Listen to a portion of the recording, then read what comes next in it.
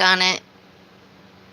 And so if I'm going to force myself to suffer through this, I'm taking y'all with me as a public service announcement.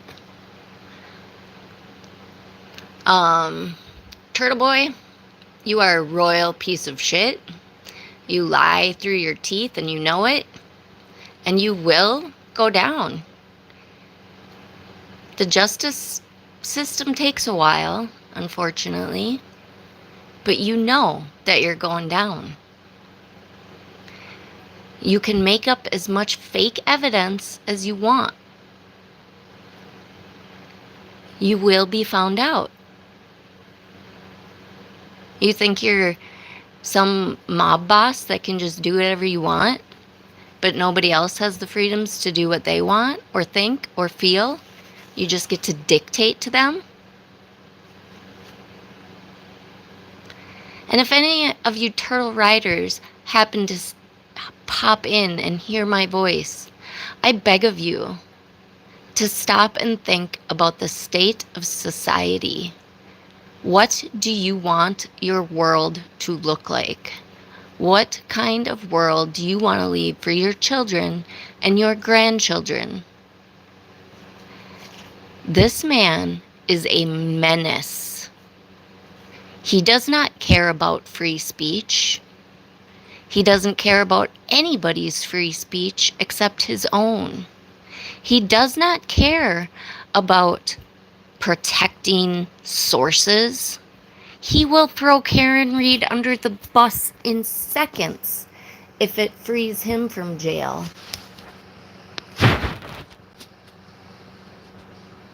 But they will both go to prison. They both have to go to prison.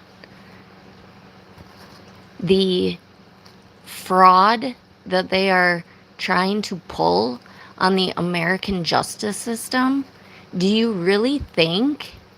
I mean, you're smart, Aiden. I will give you that. You are an intelligent man.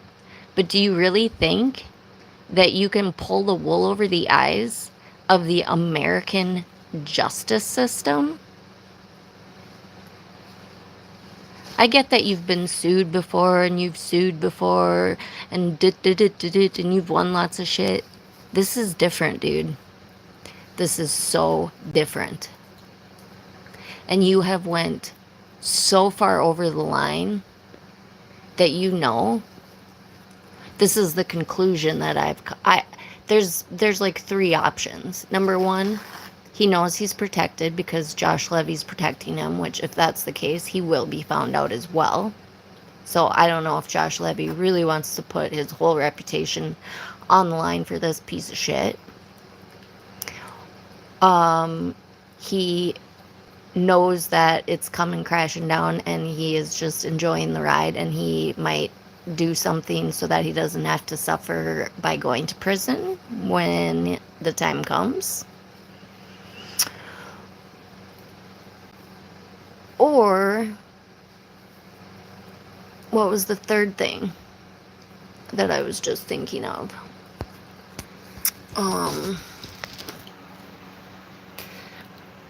It was my newest thought.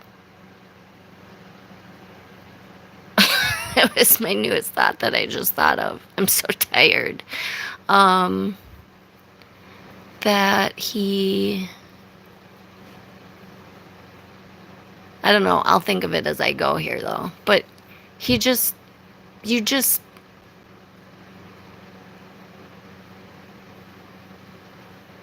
you are running a criminal enterprise and you know it.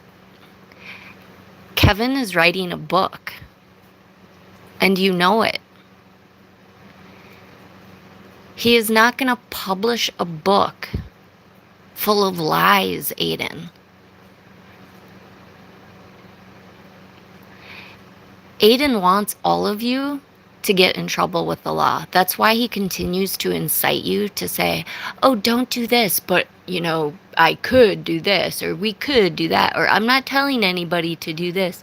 He's trying to get y'all in trouble so that he doesn't go down alone, so that there's nobody to flip on him, right? Because if everybody's in trouble, nobody can flip. But the truth will come out, Aiden. It already is. It's disgusting. I am not connected to anybody or anything in that community. And I'm an intelligent person, but I'm no genius. And I figured it out on day one of trial that this was all a bunch of bullshit. Okay? And I went into it thinking that Karen Reed was likely innocent just based on the little bit of information that I had. I didn't follow the case really, so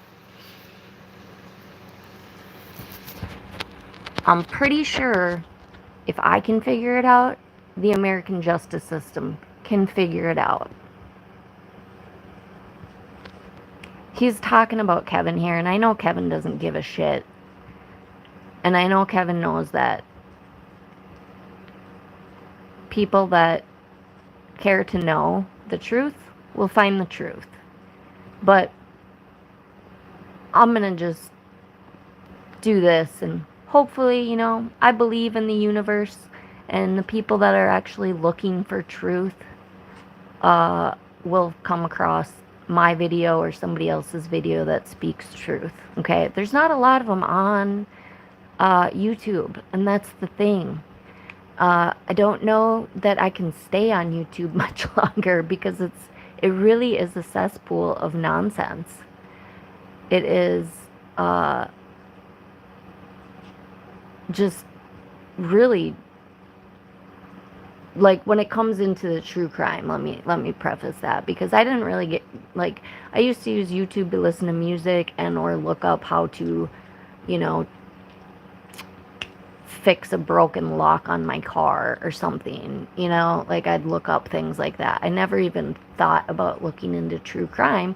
And then I got into the Koberger case, and it drove me fucking nuts, which I still haven't went into because of a lot of reasons, but mostly because I really am trying to stay away from bringing more pain to that family, those families. However, I think I figured out a way that I can speak about it that would not cause that. So I may do that soon if I still feel the urge. But that's what got me to YouTube. Then there were crickets in Idaho. So it just happened to be at that time that the Karen Reed trial was starting. So I went into it, you know, with just the little bit of evidence that we have. And keep in mind, folks, when a trial is coming up, or when a trial is happening, or when they're waiting for a retrial, or if there is any part of the case that is not done, the prosecution cannot speak. They are legally bound to keep their mouths shut. The defense can come out with all kinds of bullshit. And anybody that's looking for the truth in Karen Reed's case, go back to the very beginning when this happened nearly 3 years ago and watch Court TV and watch Nancy Grace. In fact, watch the last Nancy Grace one that she did during the trial, when that Lauren chick that has a podcast that I don't know the name of is on Nancy Grace. She calls herself a journalist too, but she's, "Oh, Nancy, it's so believable." And Nancy's like, this woman hit her boyfriend with her car. Like, she's like, no, like, I'm not buying this. This is bullshit, and we all know it. So I'm not entertaining this for even half a second. And again, love or hate Nancy Grace, she doesn't put up with bullshit. There's lots of shit I don't agree with her on, and I'd like to debate her on the Koberger case, that's for sure. But she doesn't mince words. She knows because she fucking reported on it when it first happened. Okay, if you want to know if Karen Reed is guilty, go there. If you want to follow some fucking conspiracy theory just for the sake of drama, please watch a movie. Do not include people's lives. This fucking man, you know, I was in Kevin's chat last night, which I'm not in chats very often because I have bad eyes and I have chronic migraines, so it hurts. And I have to type in caps, which irritates people and blah, blah, blah, blah, blah. But every once in a while I go in the chat. I was in the chat and it just occurred to me, and I said it, and, you know, I love you, Thomas Fleming, but Thomas Fleming told me, no, don't say that anymore because those references aren't good in here. But I said, okay, I respect that. I won't do that on shit. I won't do that on this channel, but I'm going to go do it on my own channel. And I was going to go last night and talk about it, but I just was like, I can't. I just can't.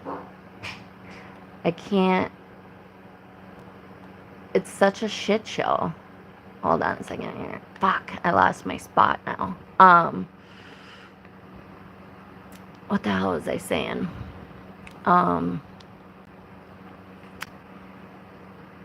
The beginning of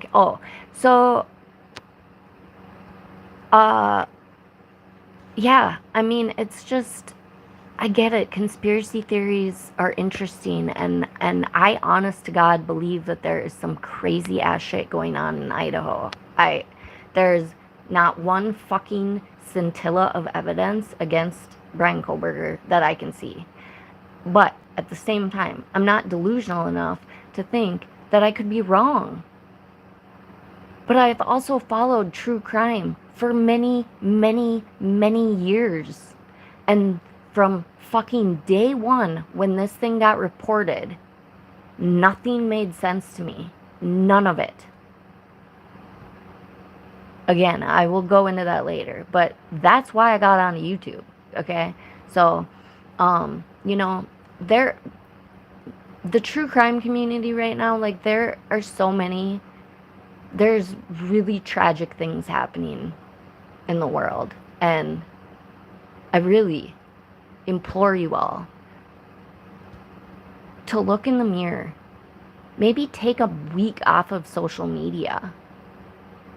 Like, so many people live and die by Twitter and YouTube and fucking God, it's like, I don't understand it. It's disgusting. It's sad. It's pathetic. And if we continue to do this, we are literally going to raise sociopaths that have no empathy, no compassion, no sense of morality, no sense of ethics. I mean, the fucking attorneys for Karen Reed, if there is any justice in the world, they will also go to prison because they have completely committed fraud on the court so many times. Like, pretty much every time they walked into that courtroom, they knowingly fucking misrepresented the facts of the case. They literally were in touch with Turtle Boy and had made a deal with Turtle Boy. And then Josh fucking Levy used Turtle Boy's journalism, as I use air quotes, to fucking grill all of the witnesses in John O'Keefe's death. As if Turtle Boy's news is fact and fact checked. It was simply fucking straight from the mouth of Karen Reed. It's disgusting, it's deplorable, it's despicable, and if I was fucking judge and jury, Josh Levy would be in prison, all of the attorneys would be in prison, all of the fucking creators like Melanie Little, The Glarer, Sean McDonough, Nurse Kim and Dave, LTL, The Glarer. I'm trying to think of all of these fucktards that fucking, and I do not like that word that I just kind of sort of used there. These fuckheads, okay, that they don't give a fuck about, like, the state of society. They don't give a fuck that this is actually a human life. They don't give a fuck that there are teenage children who have lost now 3 parental figures. They don't give a fuck that there are senior citizen parents that have lost basically 3 adult children, including the sister's husband. I mean, it's like, this has become a fucking drama. It's disgusting. And we as a society need to stand up and fucking take note and say no. And, I don't get into politics. I literally choose ignorance. And, I'm getting, I've debated so many times what to do here because I don't know what to do because I don't know, like, I just, I just don't know. I just don't know. It's just so sad to watch this stuff. Like, okay, so the Delphi trial right now. Right now, from what I gather, if Richard Allen is guilty, he's probably going to walk because they haven't proven their fucking case at all.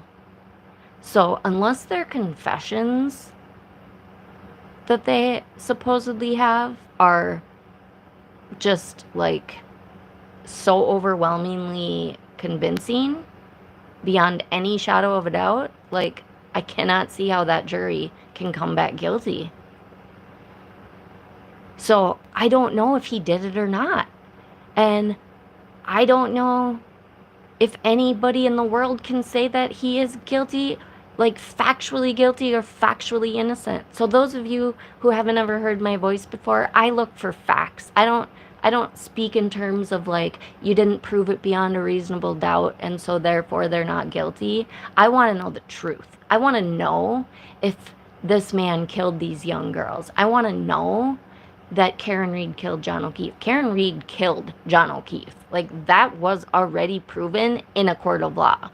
Unfortunately, there seems to have been some plants that got into the jury pool, which is what this whole conversation that Aiden is going to have is talking about. And he's once again pretending like he has no idea what he's talking about. And Kevin is so full of shit and just some guy who pretends to have cancer, which is not true. He does have cancer. And quite frankly, you know what? Like, people who have standards don't need to come out against a specimen like this, because Kevin has nothing to prove. He does not have to prove anything to Turtle Boy. There's no... If my suggestion is this, if you have any questions, please go to Kevin and ask him. He will tell you the truth, okay? And what he can tell you. There are things maybe that he can't tell you if you're talking specifically about facts of the case, because he's done a lot of investigation. He has done a shit ton more of investigation than this dickhead who claims to be an investigative journalist, who claims to be award-winning. This guy did not win any kind of fucking award except some stupid thing that he probably gave himself in some local paper. Like, he is not like some award-winning journalist, and he did not do any journalism in this investigation except writing a bunch of lies that Karen Reed and her team fed to him. That is it. So if you want to call writing a bunch of lies that are fed to him journalism, then that's okay, but that's not journalism in my book, and it's sure as shit not investigative journalism. So I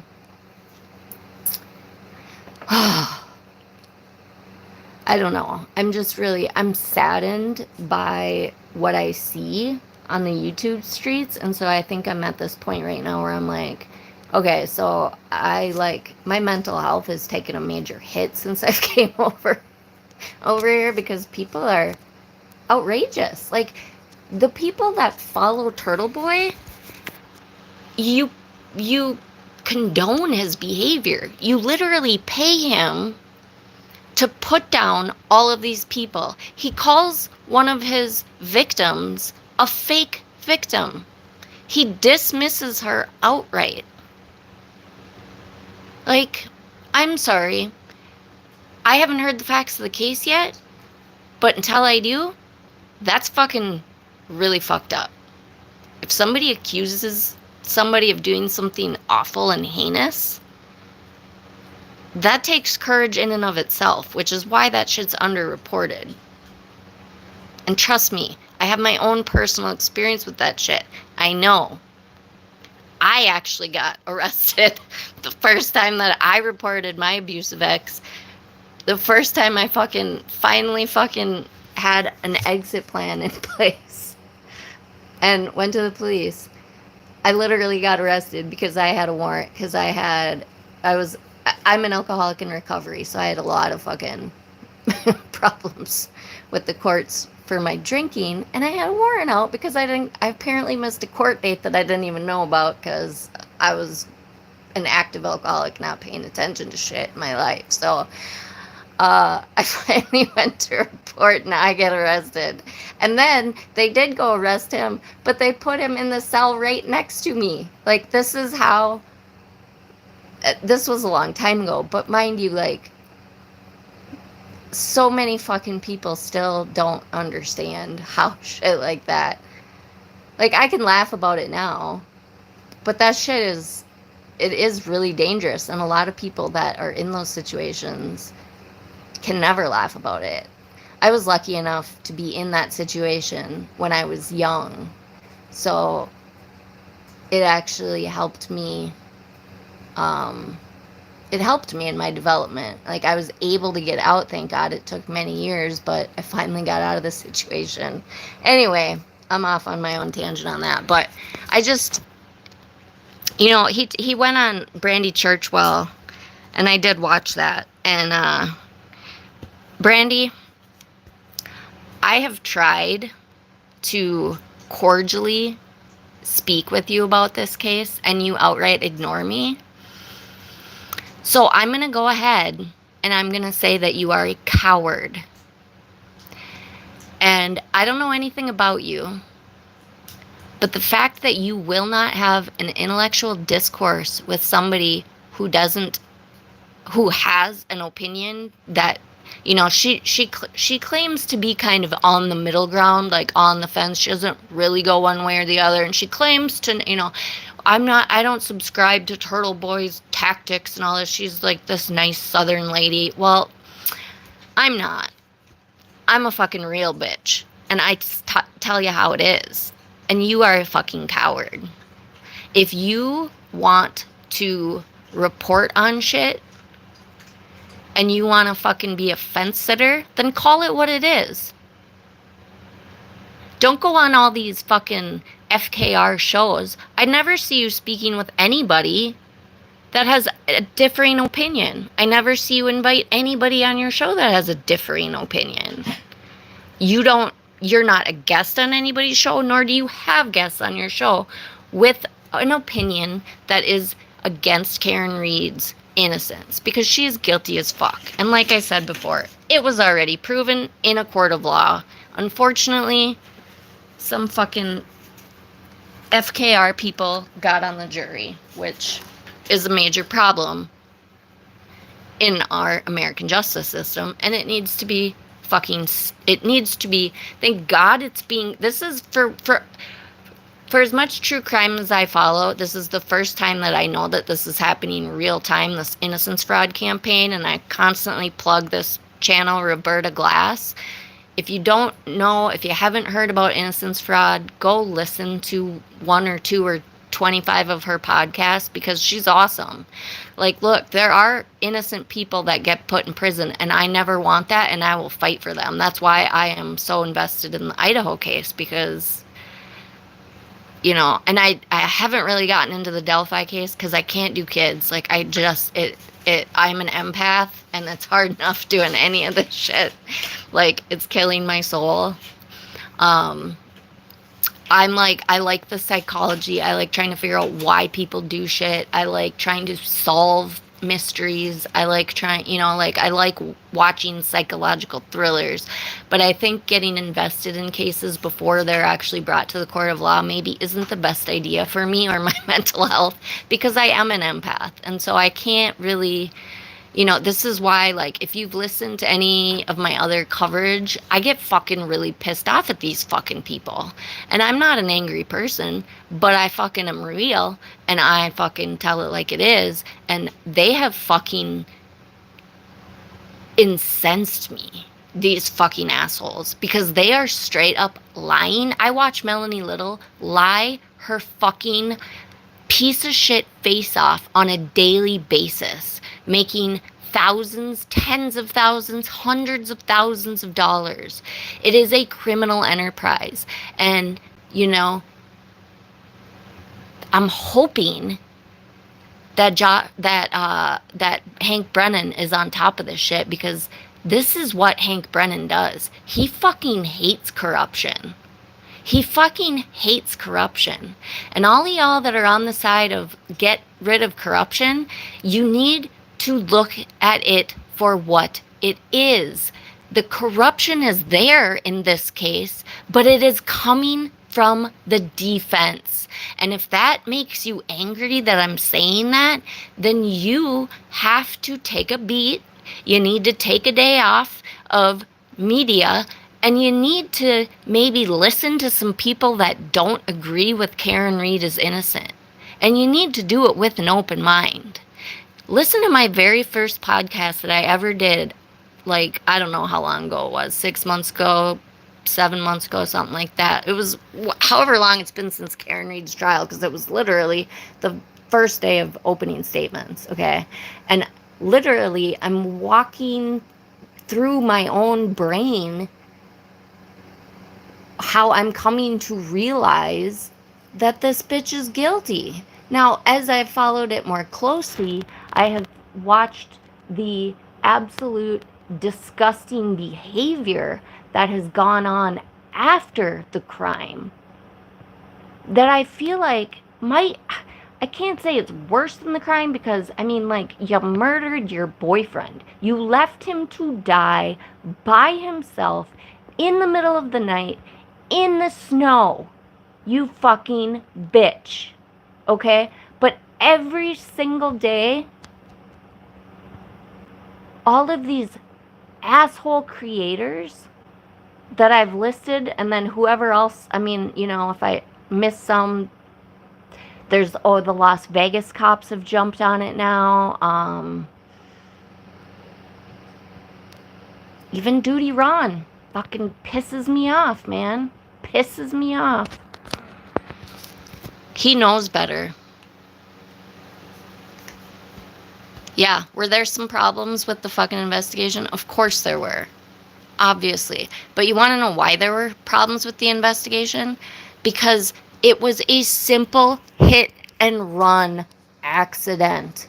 So no, they didn't have to fucking do all this extra shit, because they solved it. Like, they figured out. So, you know, a year and a half later, when they're espousing all of this bullshit because they've had 20 to 50 creators practicing in the YouTube streets on what will people buy? Does this fly? Does this fly? Okay, we need all these different personalities so that we can get this out to everybody. We need this dickhead for all the dickheads, and then we need attorney Melanie Little for all the really nice, like, oh, I want to be a powerful woman, kind of like she's supposed to be a victim's advocate, yet she is desecrating the name of a police officer and espousing her murderer's name and raising money, his murderer's name, and raising money off of it. What a fucking horrible person Melanie Little is. I really hope that she fucking gives herself a timeout and thinks about what she's done wrong and goes to bed without fucking supper a few nights, because she fucking deserves that. She actually deserves to go to prison right alongside Karen, because she is part of this criminal enterprise, and you bet your ass that's what it is. I can't watch these fucking creators for too long. I watch them a little bit just to see what kind of bullshit they're fucking trying to spread, so that if I can help debunk it immediately. I mean, I'm a tiniest channel on YouTube, but, like, I don't know what else to do other than call the FBI and write a letter to the fucking Hank Brennan, maybe, or Josh Levy. Of course, Josh Levy would probably throw me in a deep dark hole and nobody would see me again. But, so if I disappear, please ask Josh Levy to let me out of my dark hole that he's thrown me into. And so, yeah, this is what they've done. They have literally in the YouTube and social media spheres, this is Innocence Fraud Campaign 101. First time it's happening in real time that I know of, and thank God it's being caught. I know that the people that that's got to be why Hank Brennan is on this. Like, he's fucking so anti-corrupt that he wants to fucking make Whitey Bulger take the stand and admit to all the heinous shit he did. But he is not a rat. And he wants everybody to know that the fucking feds were not honest. We expect criminals to be criminals. We don't expect our law enforcement to be criminals and do criminal acts, right? We don't expect fucking lawyers that take an oath to uphold the Constitution of the United States of America and U.S. Attorney General Josh Levy and Alan Jackson's family. I fucking pray for you. Reach out if I can help. I get the fuck away from him. He is not a good person. I am so sorry that that man is in your life. He is not a good person. It's disgusting. So yeah, so this is what they do. They in this case, you know, there are other cases in the past that they've done. So again, please check out Roberta Glass. She goes, and it's happening with the Menendez brothers right now, okay? Why does this happen? Power, politics, and money. That is always the reason. Power, politics, money. There are people getting things. They are doing it for selfish reasons. Okay, if you notice Josh Levy's little announcement about Sandra Birchmore's, the arrest in Sandra Birchmore's case, how he humble bragged. Oh, this is not my doing. You know, oh my God. I think I threw up a little bit in my mouth because he's so fucking disgusting. And he fucking gave a nod to the fucking Karen Reed defense.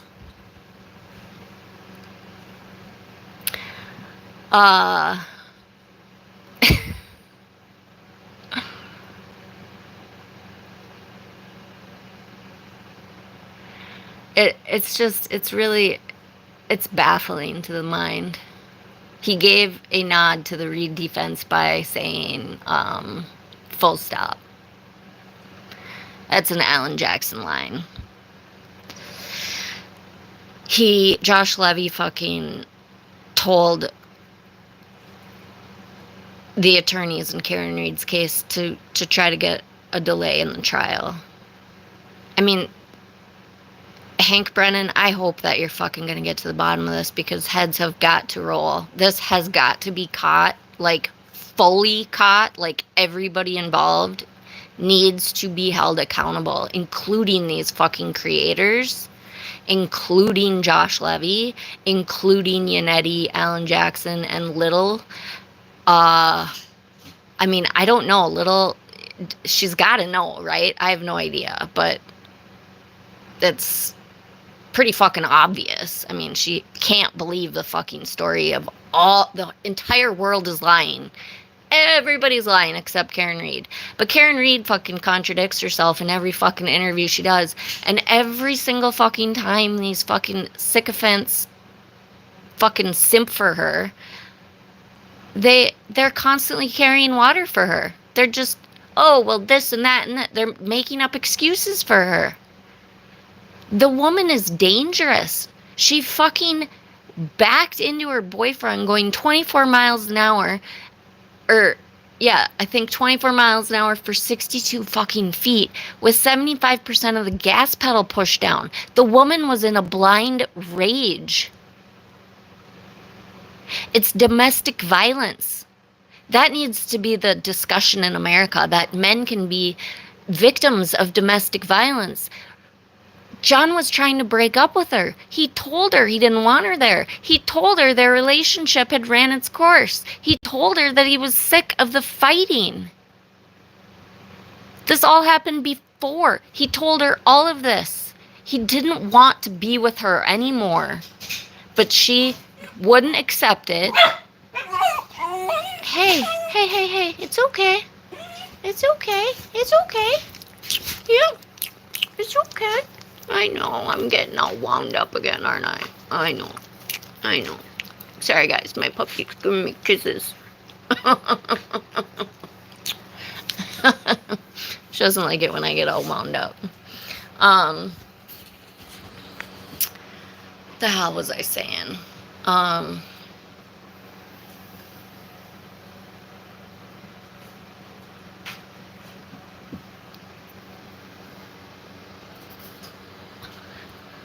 Hey, Robert, I'm trying to see my chat. I'm sorry. I have bad eyes. And I do believe in God. Who says this? I definitely believe in God. This is all, really made me look at a lot of things that I've really chosen to be ignorant about for most of my life, because it will literally make me physically ill to think about all of this, because there's corruption constantly in the government. I mean, you cannot get into politics and not get corrupted. Like, it's unfortunate. That's just, I don't know how to turn that around. I don't know how to stop that from happening, but people are going to continue to do shady things for shady reasons, because human beings have free will. That's why bad shit happens. It's not because God wants bad shit to happen. God gave us free will. Okay? And I don't want to turn anybody off by talking about God, because whatever you believe, hopefully you believe in something. I believe in a higher power that I choose to call God. I'm not going to get into all of my spiritual realm on this one, but trust me when I tell you, I'm very spiritual. I'm not religious, I'm spiritual. So I'll just say that.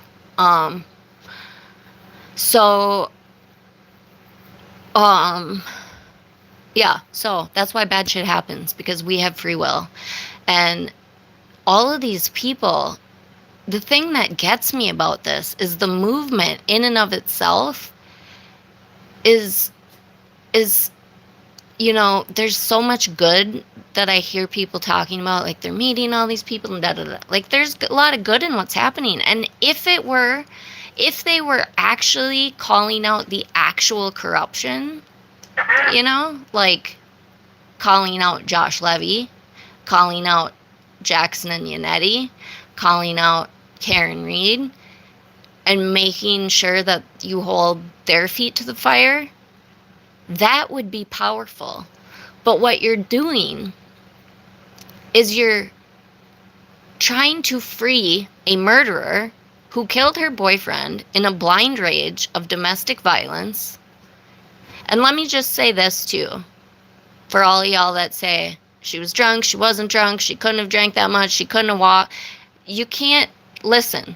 Bartenders, I was a bartender. I was also an alcoholic. Really great field for alcoholics to go into. Just kidding. But for real, it was fun. I mean, I was young, so, at least I lived through it, but I really shouldn't have. But anyway, point being, when you're a bartender, you are legally responsible. And maybe it's different in different states, but from my experience with bartending, you have to take a class, okay? And you have to understand how to look at IDs, and you have to know all the IDs and what they're actually supposed to look like, so that you're not serving to underage people. You need to be able to, basically keep track of the people that you're serving, so that you're not over serving them.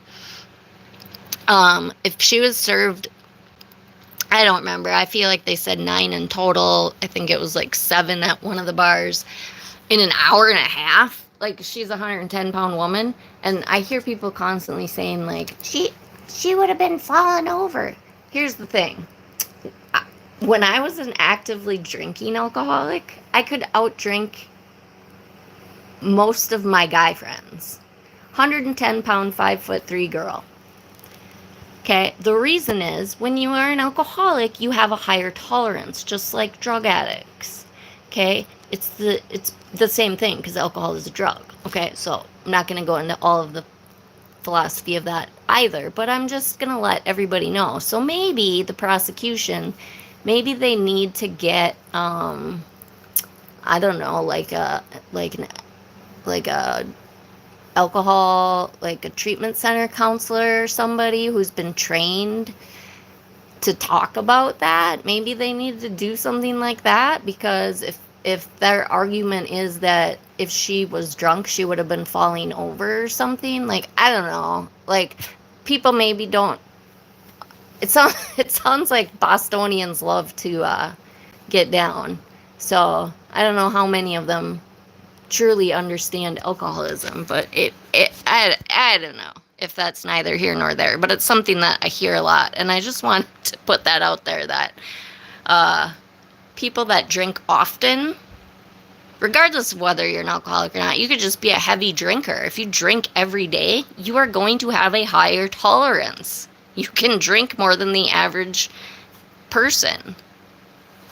Okay? I went to jail. I got arrested once when I was drunk for underage, and they brought me to jail, and I was so wasted. I don't even remember until the next morning when I was supposed to go in front of the judge, and they had to take my BAC, and because I had to be down to a certain level for me to even go in front of the judge. And I was still, that morning, after I'd been in jail that whole night, I was still at a 0.4. 0.4 is dead. Okay, but when you're an alcoholic, it's different. After I had stopped drinking for that long, I mean, I'm trying to think how many hours that would have been. Probably at least 6 hours that I would have been done drinking. And I was still at a 0.4. So I'm just telling you that that's how that works, okay? And bartenders are responsible. You cannot serve somebody that many drinks in that short of time. You just can't. Like, if you don't want to be held accountable. That's just a fact. So unless they had 20 bartenders and not the same bartender served her, and they had no way of knowing, I don't know. I have no idea. I'm not trying to condemn anybody. I'm just telling you, I've both been a bartender and an alcoholic, so I know how that shit works. So maybe they need to get somebody like that on the stand.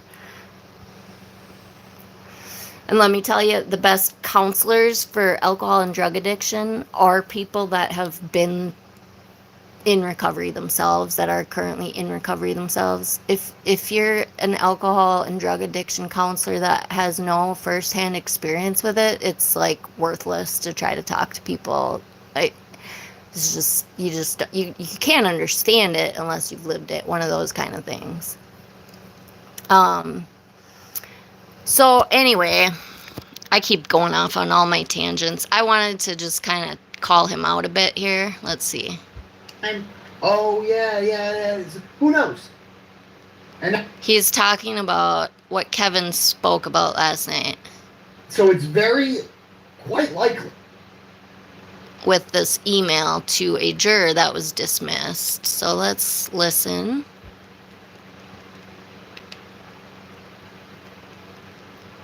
Whoops. I want to get into a whole detail. And then he says the juror's name. He does this in every email, by the way. He puts her name.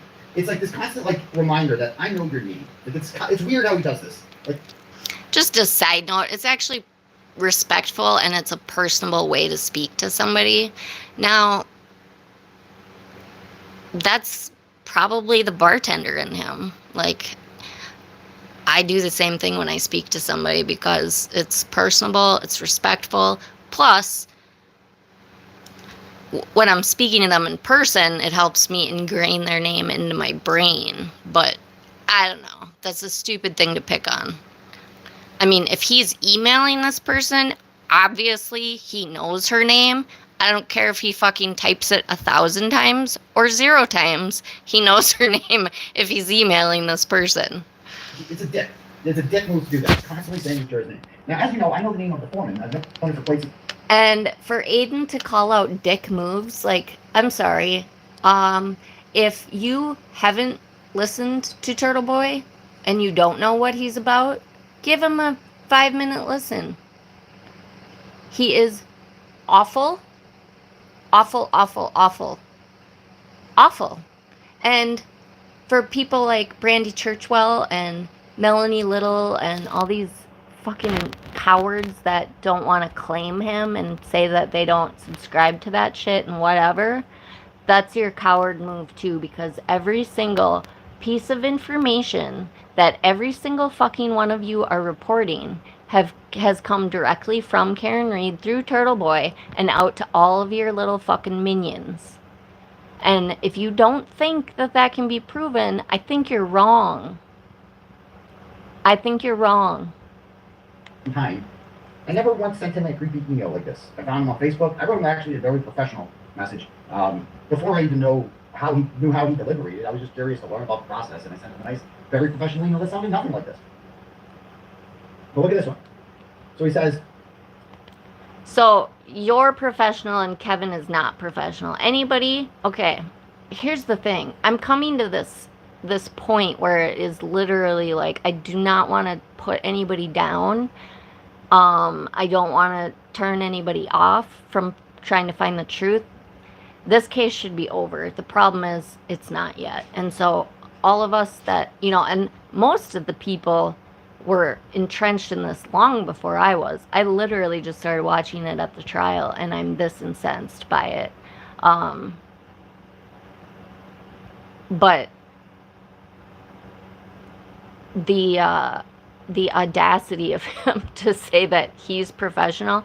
If this man is allowed, if he's not in jail by the time the retrial happens, he definitely better not be in that fucking courtroom, because he is a danger to justice. The fact that he even can see the jurers, know their faces, be able to identify them. I mean, is he able to be in there during voir dire? Does he get, I don't know. Are journalists allowed to be in there at that time? I mean, he's not a journalist. Let's be clear. He literally took information from Karen Reed and her defense team and fucking wrote it. That's what he did. He's a disgusting human being who has no respect for himself, his family, or anybody. And he will throw anybody and everybody under that bus to try to help himself in a heartbeat. Let me be clear about that. This man will have no qualms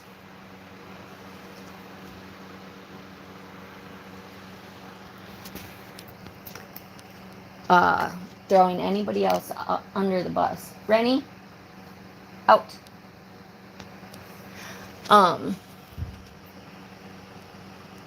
So, professional.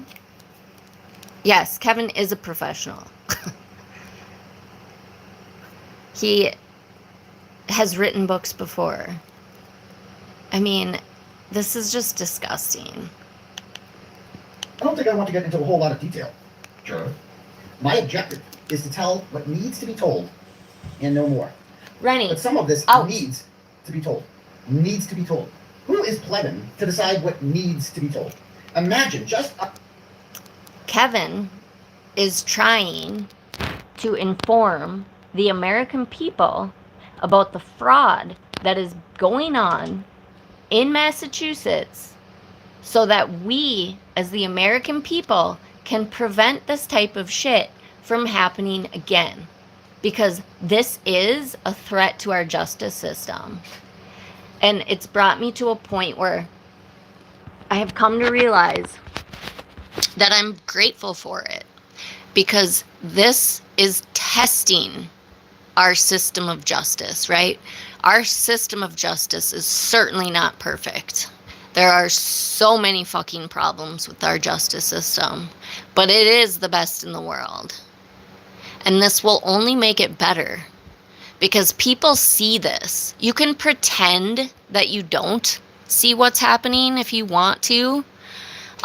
You can be a bully and hop on this train and be a coward if you want to. That is your personal choice.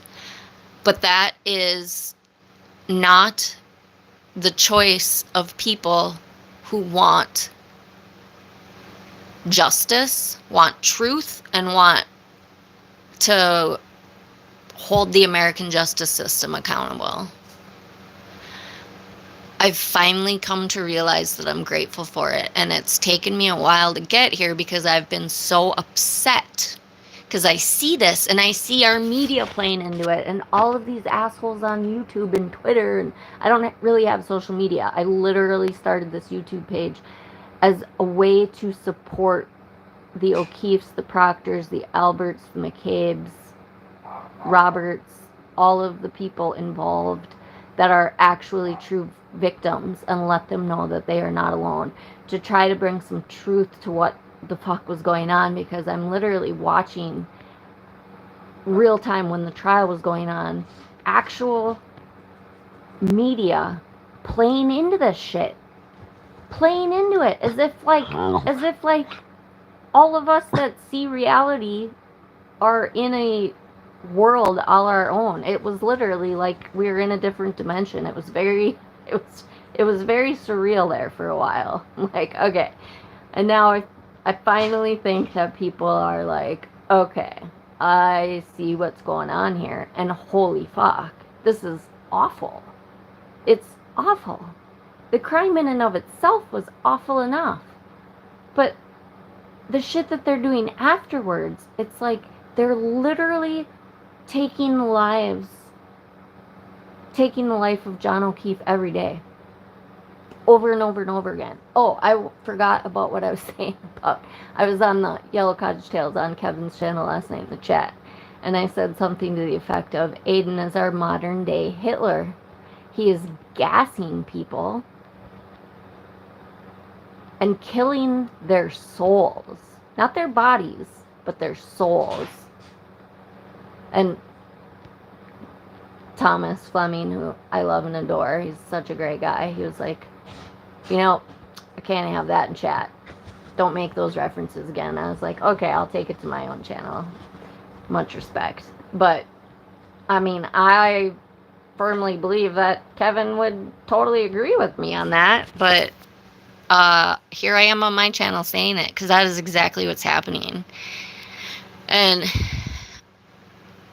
it's hard. One of the difficult things about speaking on behalf of the O'Keefes and the Proctors and the McCabes and the Alberts and Roberts and all of the actual victims is that I don't know how many people actually believe that this is the truth, because I do believe that there are still people that believe that this is the truth. But at the same time, I can't figure out how these intelligent people can really believe that this is the truth when they're constantly confronted with contradictory evidence that proves that this is not the truth.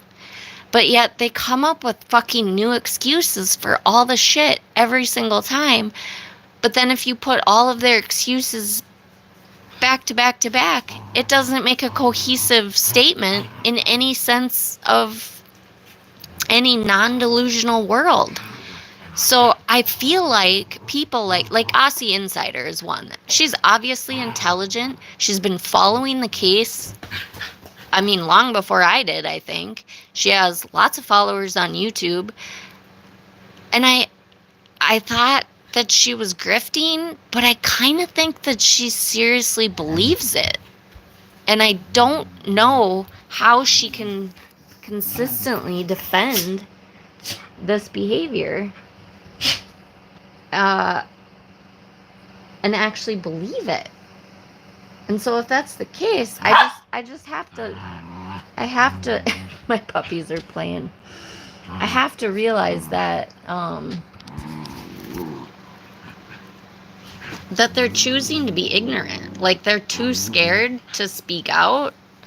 They're cowards. They can't be honest with themselves, therefore they can't be honest with anybody else. Like, this is the psychology of it, you know? Like, I can't figure out what these people, if you're not grifting, if you're not in on the grift and making tons of money. I mean, she's making money, don't get me wrong. Everybody on YouTube that is pushing this fucking theory, which is complete and utter bullshit and like it's beyond It's disgusting.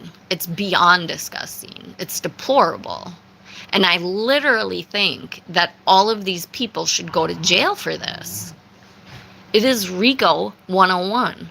It is organized crime. They are making money. They are profiting, whether that be through memberships or super chats um,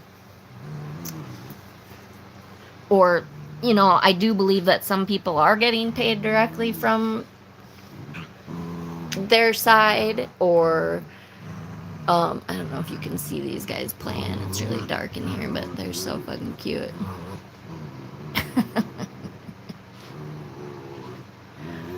What am I? Oh, I can't turn it, I guess. I was gonna show ya.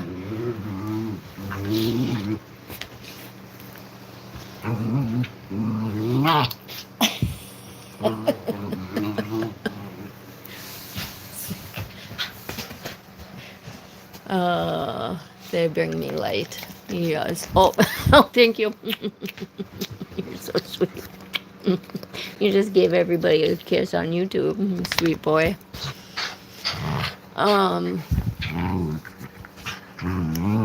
Yeah. Everybody needs a dog in their life. They are so good for the soul. These guys keep me going. Let me tell ya. They are the light in the dark.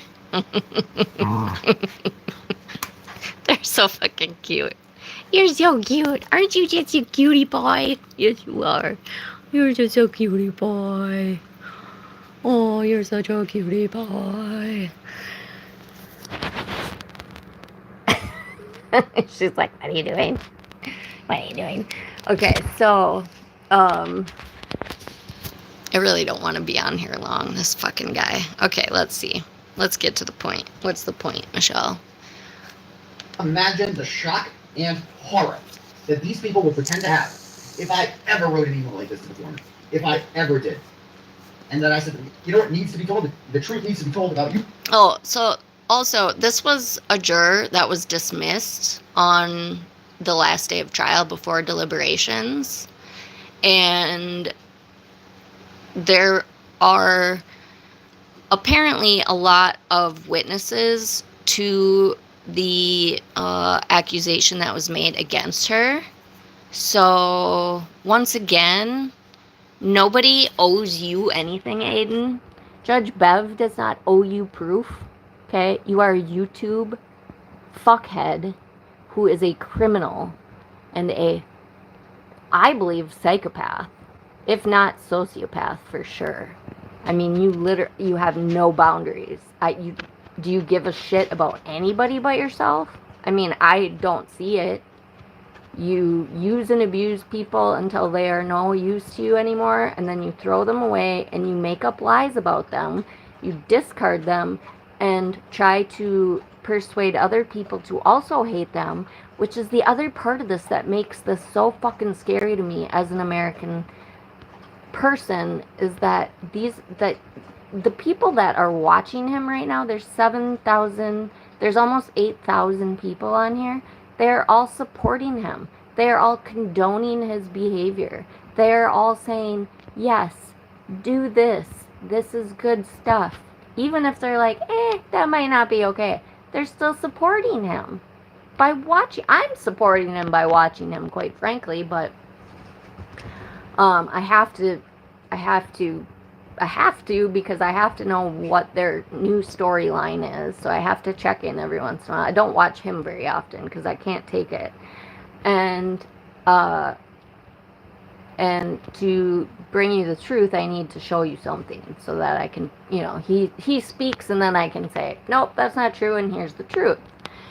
So the truth is, the juror that Kevin reached out to was dismissed the last day of deliberations because she was an FKR who got on the jury, and she was fucking announcing it apparently in bars when she was intoxicated herself.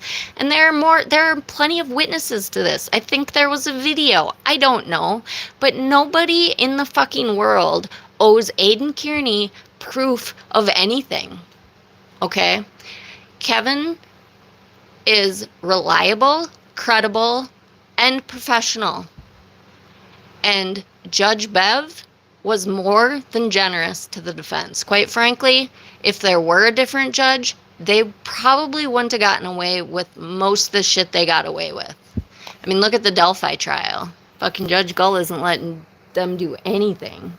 And I'm thinking Karen Reed's case maybe shouldn't be televised. Maybe they should fucking make it like, I'm not really for, like, not the public not being able to see it, but it's just like every once in a while there's a case that might just need to happen behind closed doors.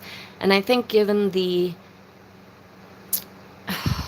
circumstances of the case in Delphi, honestly, I kind of understand it, because it's a very sensitive case, and there are so many conspiracies out there, which may or may not be true. Like I said, I don't know. At this point, I don't know what the truth is.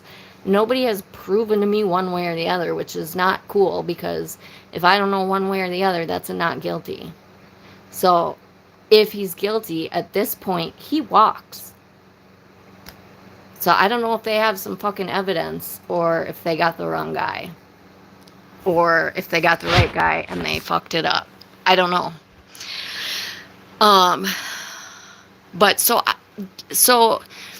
and there are some really good people. Hidden True Crime is doing an awesome job. She is so sweet and amazing, and the woman is these people are literally sleeping. They're going there at like midnight and sleeping in front of the courthouse just to get in, because just like Karen Reed's trial, you can only get like 10 people in, and 10 public and 10 media or something. I don't know, but it's very limited. So if you're interested in coverage of that, Hidden True Crime, and her husband is a psychologist, which is a bonus.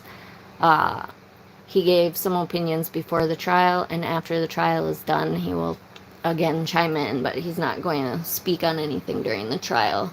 But Lauren was a journalist in her previous life before she became a mother, I believe, and so she's being a journalist, putting pen to paper.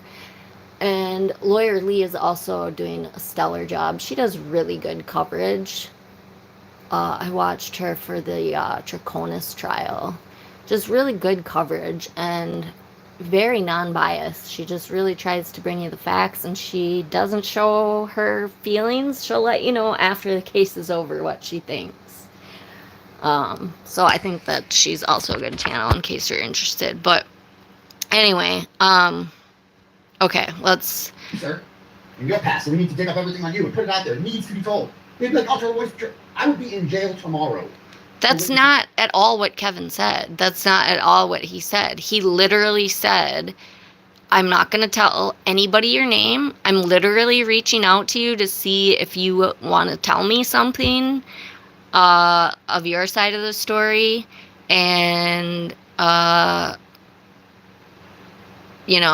know part of it because Kevin has sources too. So he knows things, and it does need to be in the public. It does need to be in a book. And if I could, I would pre-order this book right now. I asked him. He said it's not available for pre-order, but oh, you bet your ass, Turtle Boy, people are gonna read this book.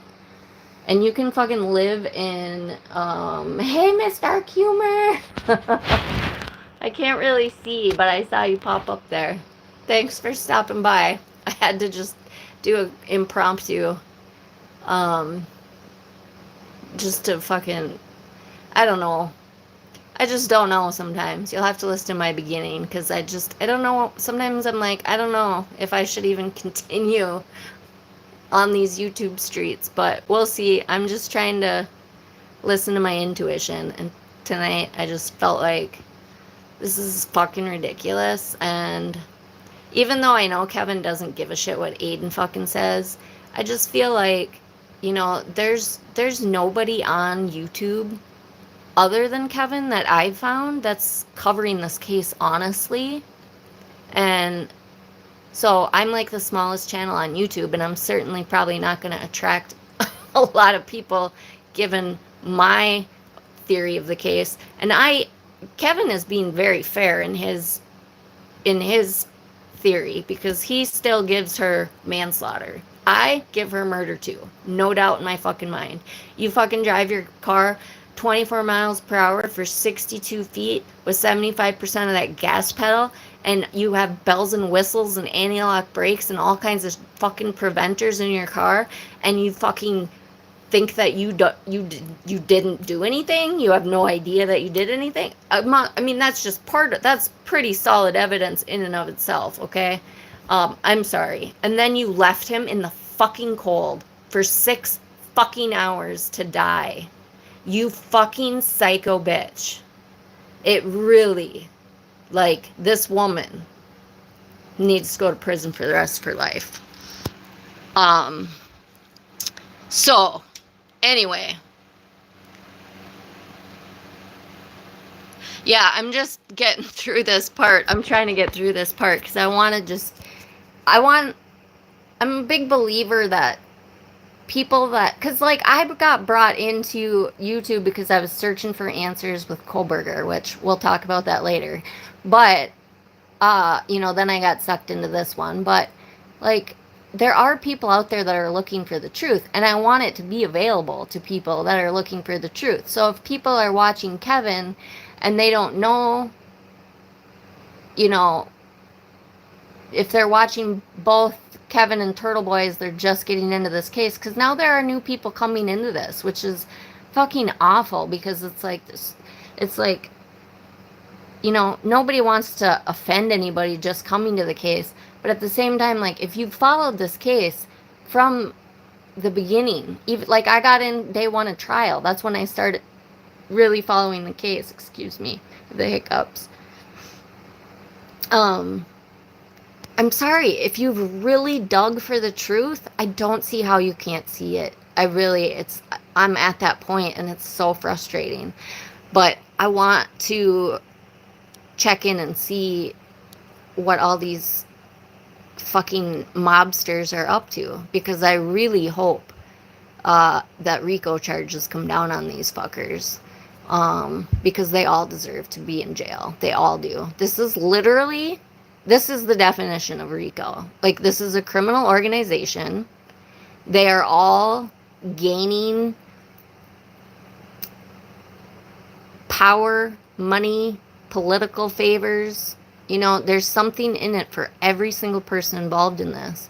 And so I'm hoping that the reason that this fuckhead isn't in jail yet is because Hank Brennan is building a RICO case against all of the fucking players, and he is going to cut all of the heads off the dragon, because that is why RICO is in place. For those of you that don't know what RICO is, it's very rarely used anymore. It was implemented back in the day of, mobsters running the cities, because if a mobster goes to jail, a new one takes over, right?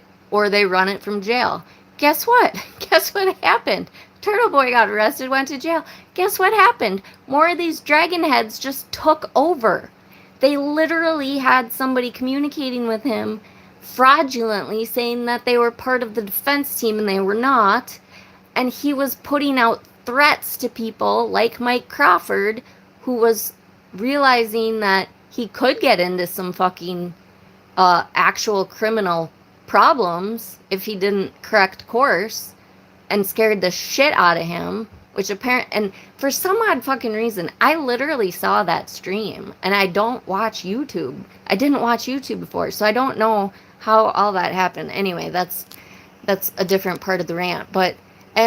So anyway, they have to cut all the heads off of the dragon at the same time, because they can't. If they put one in jail, somebody else just takes over, which is exactly what happened when Turtle Boy went to jail. Everybody else just took over, and they're all raising money. And Brian at LTL, he really makes me sick, because he sits there and every night, I can't watch him. It's like 5 minutes because he does the same shit. I'm going to send 40% of our earnings tonight to Karen Reed's defense fund, or let's raise money for Turtle Boy's defense fund, and he fucking portrays the shit like, Like, he is raising money for that. He is most likely going to give them money, but he's doing it so he can get money. He's doing that to try to get more donations for his own damn self, because he's a sick fuck. And watch his episode on his buddy from high school who got murdered, who didn't get justice. He has a friend that got murdered who didn't get justice. Yet he has the fucking balls to treat the O'Keefes and all of these fucking actual victims like shit and make money off of John O'Keefe's death by using his name to raise money for his murderer. It's sick. Okay, let me get through this. Let me keep going. Intimidation. Like, it would be guaranteed. But he goes, so who does he decide what needs to be told? Clearly, Levin has been told something about this juror. What that is, we don't know. It came from the McAlberts. You can be assured of that. It's unverified. You can be assured of that. McAlberts encompasses literally anybody that does not buy into the conspiracy theory. That's who he's referring to. Literally anybody who doesn't buy into the conspiracy theory. Nobody else in the world can have sources, only Turtle Boy, and nobody in the world is telling the truth except Karen Reed. Because defendants always tell the truth when they're on trial for murder. And their defense attorneys always tell the truth when they're defending a client for murder. These guys have crossed the line immensely and need to be jailed for it. Her attorneys need to be put in fucking prison. And so does Josh Levy. But I don't know if I'm gonna be lucky enough, blessed enough to see that day. I hope Hank Brennan fucking does it, because if anybody's gonna, it's gonna be him. The verification is, McAlberts told me. Like, I don't know what it is. But whatever it is, he's heard it from the McAlberts. And so it's very obvious what's happened here. The McAlberts have leaked the name of a juror, or that, doesn't have to just, when I say McAlberts, that encompasses the court. I don't know how Kevin has this information, but again, Kevin is a fucking author. He's a reputable author. He's not a fucking, what do you call it, like National Enquirer type of person like Turtle Boy, okay? Turtle Boy is a slimy, single-celled amoeba. Just like I think about Melanie Little. Fucking disgusting. He has sources, Kevin does. And it kind of seems like Turtle Boy somehow leaked this person's information, actually. That's what it sounded like to me. But now Turtle Boy is trying to completely throw shade at everybody else except him. So either way, it doesn't really matter how he got the information. He got the information, and he's going to expose it. Because American people need to know the truth, and they need to expose corruption. And that is where the corruption is. This man on the screen right here is as corrupt as they get. He is a danger to society. Is he going to beat somebody up? Probably not. Is he dangerous? Yes, extremely. Personally, people in the district attorney's office, the state police, they all saw these people. It's a small world.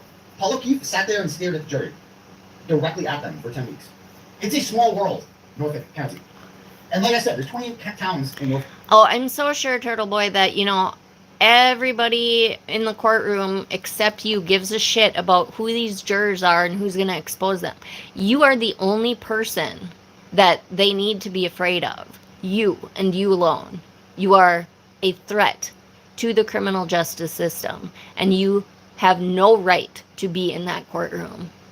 And if you get seated in that courtroom again, then that would be a travesty of justice. He should never have been in that courtroom. Him having fucking the ability to see and know these jurors, no, they're not safe. Kevin is never going to expose whoever this person is. He is not a slime ball. He wants to know her side of the story, because we want to know, how do we make our justice system stronger? Because this can't happen again. Problem is she going to be honest? Probably not. I mean, clearly she's not an honest person. The county, but people are from like 5 of them. Right? The Route 1 up and down corridor right there. Nobody's ever from Bellingham or Franklin or Medway or Cohasset or Avon or Holbrook or Millis or Norfolk or Rentham or Plainville. No one's ever from those towns. We're always from the same towns. We're always from Stoughton or Canton or Walpole or Westwood or Norwood or Dedham or Quincy. Oh, for the love of God, let's get through this. Brian Albert sat on that stand for 2 days. Brian Albert's a cop, a Boston cop who knows a lot of people, right? Brian Higgins probably knows a lot of people. Every state trooper that got up there. See, y'all, if you're looking for the truth, you have to stop and think about this. If you believe Turtle Boy, you are to believe that every single person that testified lied. They're all in on the conspiracy, from the medical examiner to the firefighter, EMT people, to the doctors in the hospital, to the brother of John O'Keefe, and just like everybody. Everybody's lying except Karen Reed, but Karen Reed won't take the stand to tell the truth because she can't, and her lawyers can't put her up there because they can't suborn perjury. They can't knowingly ask her questions. So if she got up there, they would have to do what Robert Tellis did, and she would have to give a fucking monologue of her story, or her lawyers would, I mean, honestly, their fucking professional licenses should be, at the very least, their professional license should be taken away. And based on what Kevin said last night, just that little bit of information, if there is a direct line that he can draw from AJ, then if he doesn't fucking go to jail, I'm going to be upset, because that's criminal. And I don't give a shit if you're a high-powered attorney or a fucking homeless person. If you don't follow the fucking law, you go to fucking jail. It's just awful. It's just disgusting what these guys have done. You can fervently defend your client. You cannot lie to the court. They have lied and lied and lied and lied to the court. I don't even really believe the whole juror thing. Like, I think that this is all publicity, because I think that they just want to keep it in the news and they want to push it back because they don't want Karen to have to, give testimony in her civil trial. So they're trying to push that back. And by the way, there is no law that protects Karen from giving testimony in her civil trial while her criminal trial is taking place. There is no law that protects her from that. That is at the judge's discretion. And given all of the facts of this case, if that judge looks deeply into what is happening here, then he should require that she give testimony, because she is using her freedom of speech everywhere in the world except when it comes to being under oath. That's the only place she won't speak. So if she wants to have her freedom of speech, then let her have her freedom of speech. And if she doesn't comply, then the judgment just goes against her in a civil case. But they get all the discovery from the civil case can be used in the criminal case. So if they're starting to hopefully get testimony in that civil case already, then that testimony from everybody that's being questioned for the civil case can be used in the criminal case. So this is all good. And all the shit that Turtle Boy is doing, he is continuously pulling fraud. Okay? And his receipts, guys, like this is why when I started following true crime on YouTube, the whole thing was people like, where are the receipts? And all these creators were having all these bitch fights over receipts, receipts, receipts. And I'm like, what the fuck kind of bullshit is this? Like, these are grown adults. And quite frankly, anybody can make a receipt. If you want to make up shit, you can make anything look like something, which he continues to do.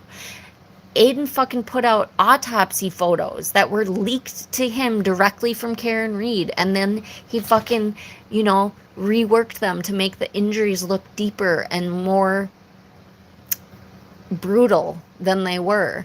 And the fucking video of her backing out into John O'Keefe's vehicle, which the ARCA guys that you want to fucking love on your crash daddies so much, well, guess what? They did one thing right. They told y'all under oath that taillight would not break in that situation. Karen Reed's taillight would not break by backing into that vehicle at 1 mile per hour. It wouldn't happen. It didn't happen. Y'all that keep pushing this narrative, that's why I'm like, are you stupid? Are you crazy? Are you mentally ill? Are you really in need of friends? So you need to buy into this because you need to feel like you fit in somewhere? Are you being threatened? Like, what is the situation? Because anybody that's this invested in it, that's got thousands and thousands of followers on YouTube, that still continues to push any of these narratives, it was disproven in court that her taillight could, and that's straight from your own crash daddies who you love and admire, who are corrupt as fuck too, Josh Levy. And it was disproven in court that the 227 call happened. It was disproven. It did not happen. Yet all of y'all are still acting like that's a real fucking thing. Like, you are delusional. It's maddening. It's maddening. Where's my remote? I lost it. Knows a lot of people. They're all from Norfolk County. They get to see these jurors. If any of them recognized any of those jurors, you best believe they went home and talked about it. And as you know, this is so okay. So I'm gonna speed him up because I can't really take him, but I really want to just, for anybody that is just finding this case and they're just getting into it, like, I just want to try to get some truth out there in case people actually want the truth. Those of you that just want to be like, feel like you fit in somewhere, fine, but don't fucking promote this shit. Okay? Do not attack people. Do not call people fake victims. Do not degrade families. Do not condone his behavior. Do you ever see any other journalist with actual credentials calling people murderers? Is that a thing that journalists do? No. I made this comparison in my last live stream, and I'm going to do it again because it makes me feel like there's a show on Netflix that it reminds me of, and I can't fucking remember the name of it. I think they're in, like, I don't know if they're in England, but there's a reporter. There's a lot of these shows, and this is what I'm saying. If you crave this shit, like, I do crave, like, psychological thriller shit. Like, I like to watch that shit. I do not enjoy watching people degrade and humiliate and put their lives in danger of actual people in real life. This is terrifying to me that adult people can not only condone his behavior, but start doing the same shit. And that's how cults work. That's why, like, when we say that this is a cult, I'm not saying that to be degrading. And I don't think anybody really is. And I mean, I don't know. I can't speak for everybody. But the fact of the matter is that people that are in cults don't join a cult knowingly joining. They're not like, I'm going to go join a cult today. I think I would really like to be in a cult. And they do a bunch of research on cults and they find which cult they want to join based on their cult's beliefs. And then they go talk to the headmaster cult leader and find out how to join that cult. That's not how that works. Okay? When you become part of a cult, you do so unknowingly and really kind of against your own will. Go watch some documentaries on people who've been in cults. Go watch the Nexium trials with Keith Raniere? I forget how to pronounce his name. Go watch, there are lots of documentaries about people that have been in cults. And it is literally a brainwashing. It's techniques that the CIA uses to work operatives, okay? Like, it's a real fucking thing. And it really happens. And we all, as American people, need to be extremely vigilant against this shit and help one another see what the truth is. Because there are multiple realities. And this is going to get real philosophical for a moment here. But there are dimensions. And people live in different, operate in different dimensions. And unless there are people that are in the light trying to pull people out of the dark, which is very difficult to do, trust me, it is so much easier to pull a light person into the dark than it is to pull a dark person into the light. Okay, it's so much easier to do the wrong thing. The wrong thing is easy. The right thing is difficult. So, to continually choose to do right gets to be exhausting if you don't have support, if you don't have people there to keep you accountable, to help you see clearly. We as human beings are the only creature in the world that literally need each other to survive, to evolve, to grow. So if you are believing this and you have been following this and you in your heart truly believe this shit to be true, then you need to ask for some help. I mean, I'm not saying that to be degrading. I'm literally saying, please reach out. Please talk to somebody that thinks differently than you do.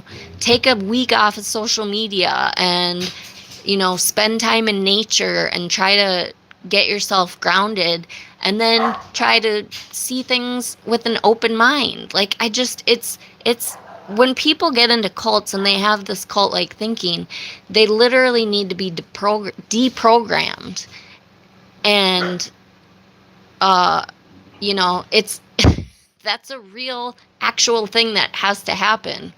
There was just something, I didn't watch the documentary, but I remember something about seeing these parents of a girl. I think there was like a TikTok cult, like TikTok dancing. Like, I don't remember exactly. It had to do with dancing, and people were moving into a big house, and like the parents hadn't spoken to their daughter in a long time. And anyway, they finally figured out that she had been basically like taken over, like she was part of this cult, and she didn't know better. You don't know when you're in a cult. Like, it's like you have an alternate reality, okay? And so I am reaching out, trying to help you because I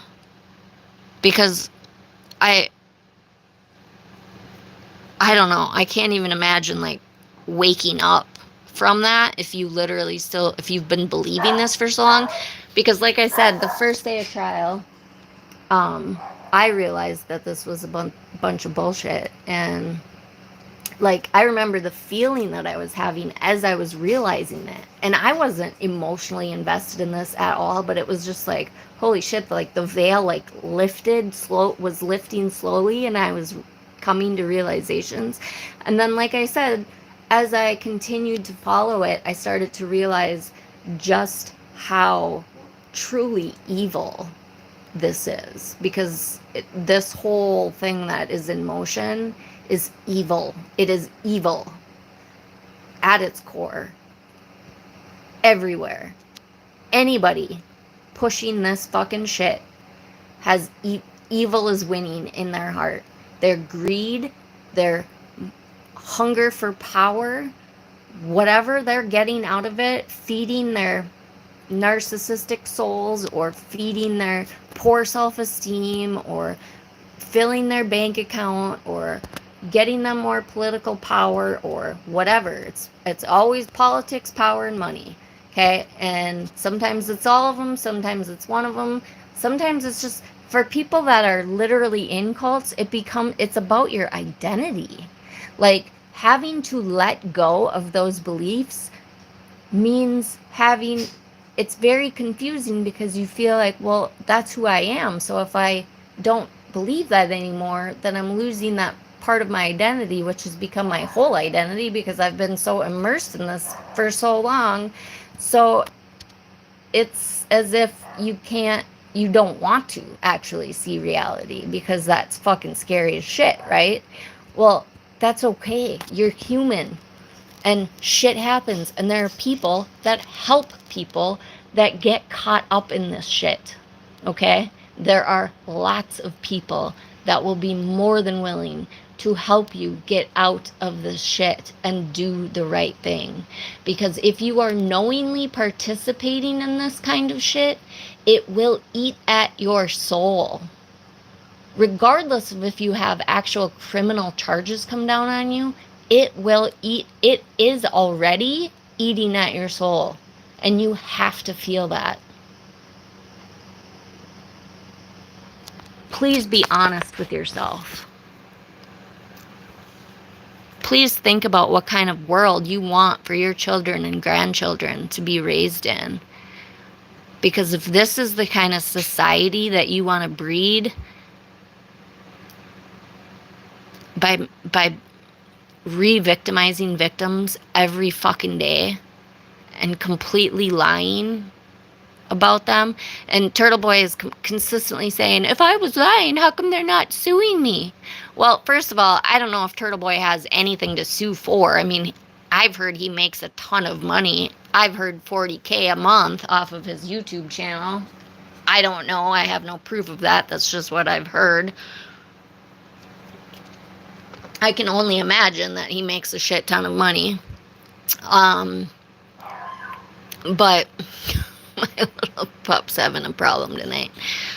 I told you, she goes nuts when I go off on my tangent. She goes crazy, and she has little nutty nights. Don't you, Rennie? Hey, hey. Rennie, it's okay. No. Rennie.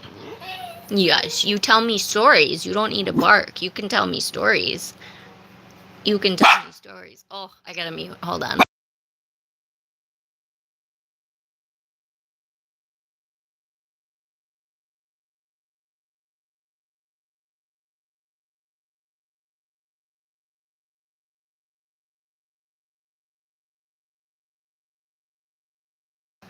Okay, everybody's back. um, yeah, I know. I might have to. They have doggy door. I think there's something out there that's bugging them. Hold on a second.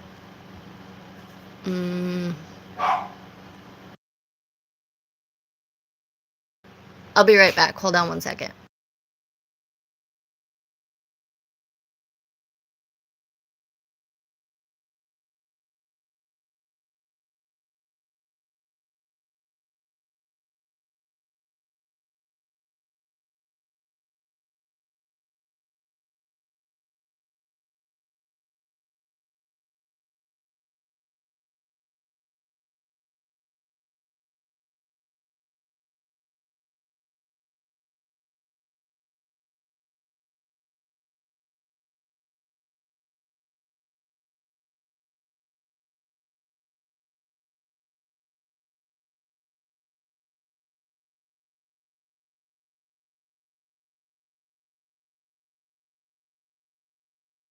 Good babies. I know. Oh, okay. So we we had a possum in our yard the other night, and I don't know. They kind of went nuts about that, and Spirit is really our defender. He was not gonna let this possum go. He had him cornered, so I had to go rescue the possum. Anyway, so sometimes they get really pissed off at whatever's happening out there at night, so I have to put them in for a little bit, give them a little time out. And they get a little cray cray. They're so cute, though. Yes, they are. I know. I love you. Okay, so, totally forgot where I'm at.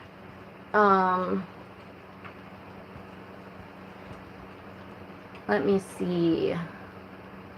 Oh, I was talking to anybody that perhaps might come across this. Like I said, I'm the smallest channel on YouTube. So, but I also do believe in the universe and people seeking truth and people seeking answers will, when the teacher appears when what's the saying? The teacher arrives when the student appears. The teacher appears when the student arrives. I think that's it. The teacher appears when the student arrives, right? So we all are teachers in each other's lives. And regardless of what, like Turtle Boy is a teacher.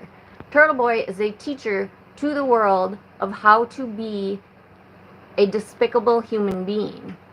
So those of us that want to live a life of integrity can look at what this man is doing and, really, like, I have literally, through this whole, I don't even know, what's it been, 6 months since the trial started? That's how long I've been following this. And I have had a very philosophical evolution of all kinds of things, from politics and identity and judicial systems, and I mean, like, it's crazy.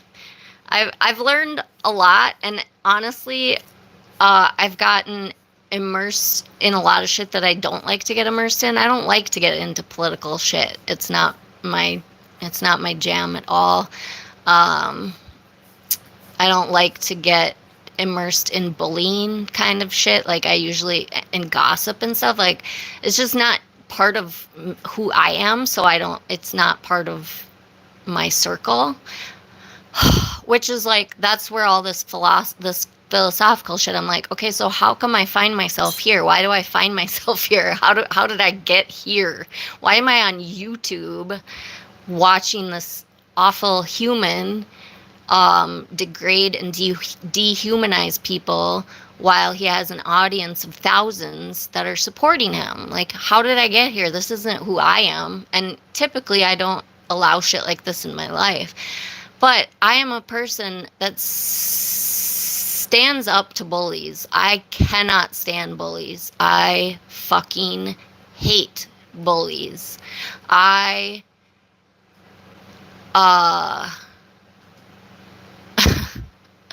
am one of the younger in my family, but I was the most headstrong, and I was like the leader, the head. I'm gonna fucking stick up for people who are 2, 3, 4, 5 years older than me and not let them get bullied, because I don't give a fuck. Like, I will take a beating to protect somebody that I don't even know, because that's just who I am. Like, I can't, my dad's a quiet, shy farm boy, he likes to say. I lost my dad last year, so I can't really go into that, but I'm a farm girl and from a small community, and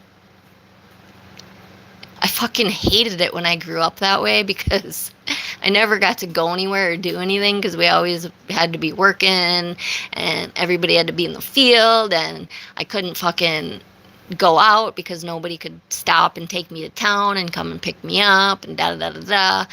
And I hated it. But now, as an adult, I'm so grateful for that, because I'm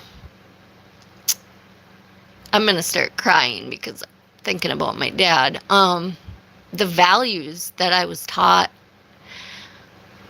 I mean, primarily through my father. Like, he's my hero, and he was my, he was my teacher. And my dad and I didn't talk very much when I was growing up. We didn't have like a close relationship, and that's a whole different topic. I was adopted, and I was almost 2 when I was adopted, so I had a lot of trust issues. We'll say. My mom said that when they adopted me, I was a fully functional little human. Like, at 18 months old, I was feeding myself, walking myself, talking in complete sentences. Like, anything that I needed done, I had already learned that I had to do it myself. And so, I don't know a lot about my birth parents, but what I was told is that my birth dad was very abusive, to my birth mom, and even like when I was in her arms and stuff. And so I was really afraid of men with facial hair, apparently. So like when my dad grew a beard, I would be really even more scared. I don't know. The whole psychology of it's very interesting. But I wasn't close, as in like we talked all the time, but I always had like the most respect for my dad. And I always knew that my dad loved me, and I always knew that he had my back, and I always knew that that if I did need anything, that I could go to him. And I don't know. I'm going off on this whole thing, this emotional thing about my dad, just to say that it is so important to think about what kind of values that we want in life, because it's really easy to get sucked in. Like I was talking earlier about the light and the dark, right? It's so much easier to pull people into bad shit, because bad shit is easy shit. You know, any kind of fucking shit that you do, like making an easy buck, making an, you know, it's so much easier to just fall in line. If somebody's making fun of somebody or whatever, it's, I don't really get it, because it's my natural instinct to call shit out. Like if somebody falls down and people laugh, I'm like over there fucking helping them and making sure that they're not hurt, like before anybody can say anything, because that's, I don't know, it's just in me. And that's probably because of, I'm an old soul, so I think I've lived a lot of lives, and I just am at the point that I don't put up with bullshit, you know? But, so, gosh, I go off on tangents all the time. I just think that I want to combat some of the shit that is negative in the world. Brian sat on the stand for 2 days. Brian Albert's a cop. A Boston cop who knows a lot of people, right? Brian Higgins probably knows a lot of people. Every state trooper that got up there knows a lot of people. They're all from Norfolk County. They get to see these jurors. If any of them recognized any of those jurors, you best believe they went home and talked about it. And as you know, from my tweeting during trial, right, I made observations about jurors' behavior. A lot of people did. Yeah, and this is what's scary. This is why this man should not be allowed in that courtroom. If he is allowed in that courtroom again, that is what people need to protest against. That man seeing anybody involved. I mean, this man threatened who was it? The Attorney General's kids or some shit? Like some crazy high-powered political person. He's threatening to go to his kids' like athletic events now. I mean, it's insanity. It's fucking insanity. He's literally living in an alternate reality where he thinks, this is why I made this reference last night that Thomas didn't like, but this is my channel so I can say it. He is fucking acting like Hitler. He is literally acting like Hitler. He thinks that he can fucking do whatever the fuck he wants, and everybody better fall in line, and if they don't, he will oust them and gas their souls until they fucking give up or give in. It's disgusting, and that's literally what he's doing. And so Paul O'Keefe and McAlberts could see those faces and other behaviors from a jerk. Right, because they're gonna put, again, this makes no logical sense whatsoever. Anybody that is trying to get justice for John, which clearly would be his friends and family, they are not going to do anything that is going to ruin the integrity of the case. They have stayed so fucking far away from the media because the media has not been kind to them. And I said this last time too, like, I fucking wrote emails. Like, I'm like, I don't fucking know if they'll listen to me, but I'm gonna fucking, I can't not do something because I'm listening. There was some fucking bitch attorney that was on, I don't know if it was Court TV or something one night. I can't remember which news station it was. Maybe it was, I think it was actually Boston, like, it wasn't the Boston Confidential, but something like that. Anyway, they had this fucking bitch on there that was saying something to the effect of that the O'Keefe family was just believing the district attorney's office because that's what they're trained to do. We just want to believe that the district attorney's office is telling us the truth, and that when they tell us they have the right person, that we just automatically believe them, and that therefore the O'Keefes had it wrong, and they don't see the corruption, and they don't see that Karen Reed is innocent, and blah, blah, blah, blah, blah. I'm like, what in the actual fuck is happening right now? Like, this is actually happening on live television, on an actual news station in front of my actual eyes right now,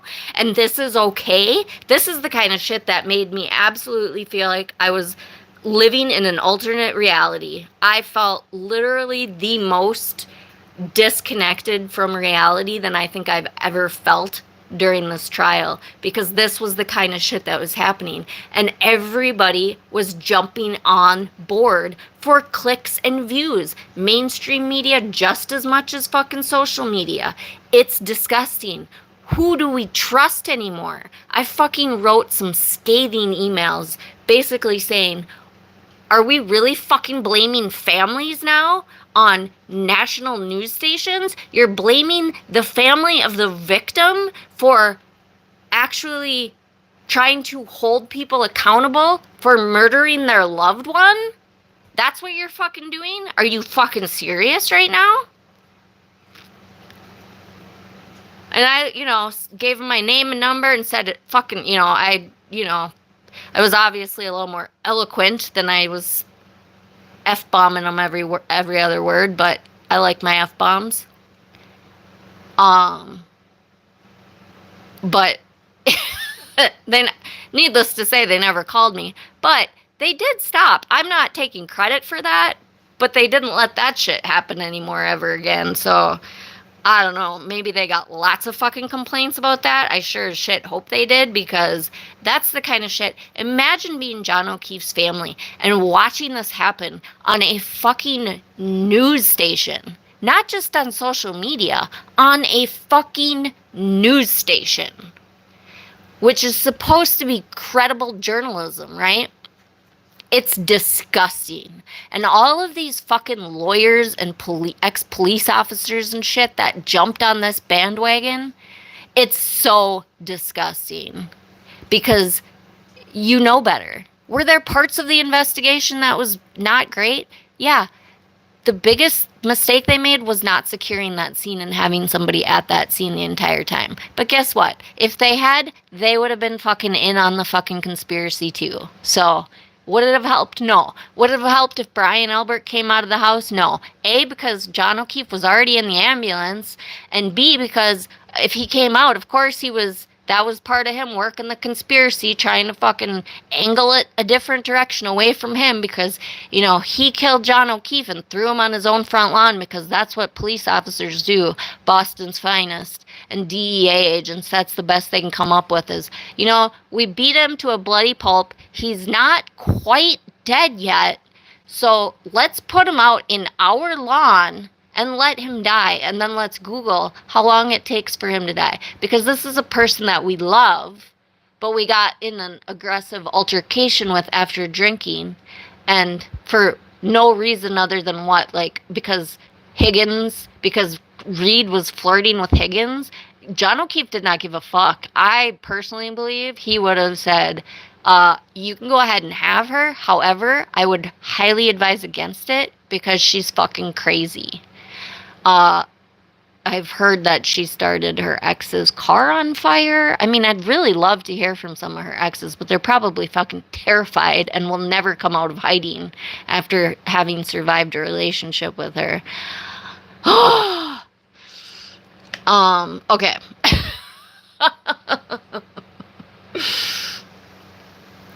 As well. And if any of them recognized one of them, right? And found out that, man, that shit looks familiar. Where have I seen her before? I even had one of those moments with one of the jurors.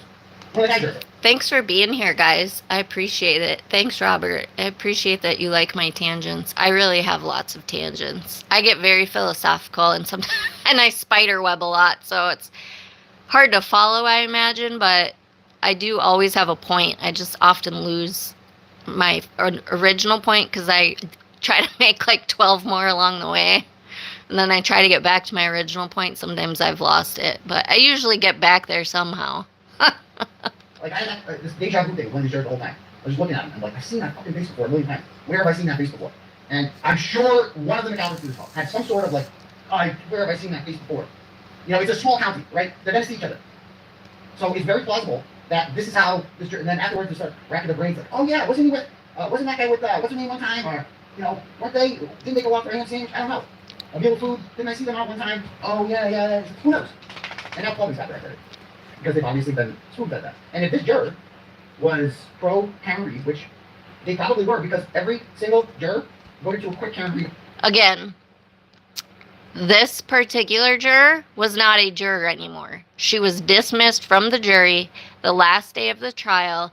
She did not deliberate at all. She was on the jury, and she got kicked off the jury.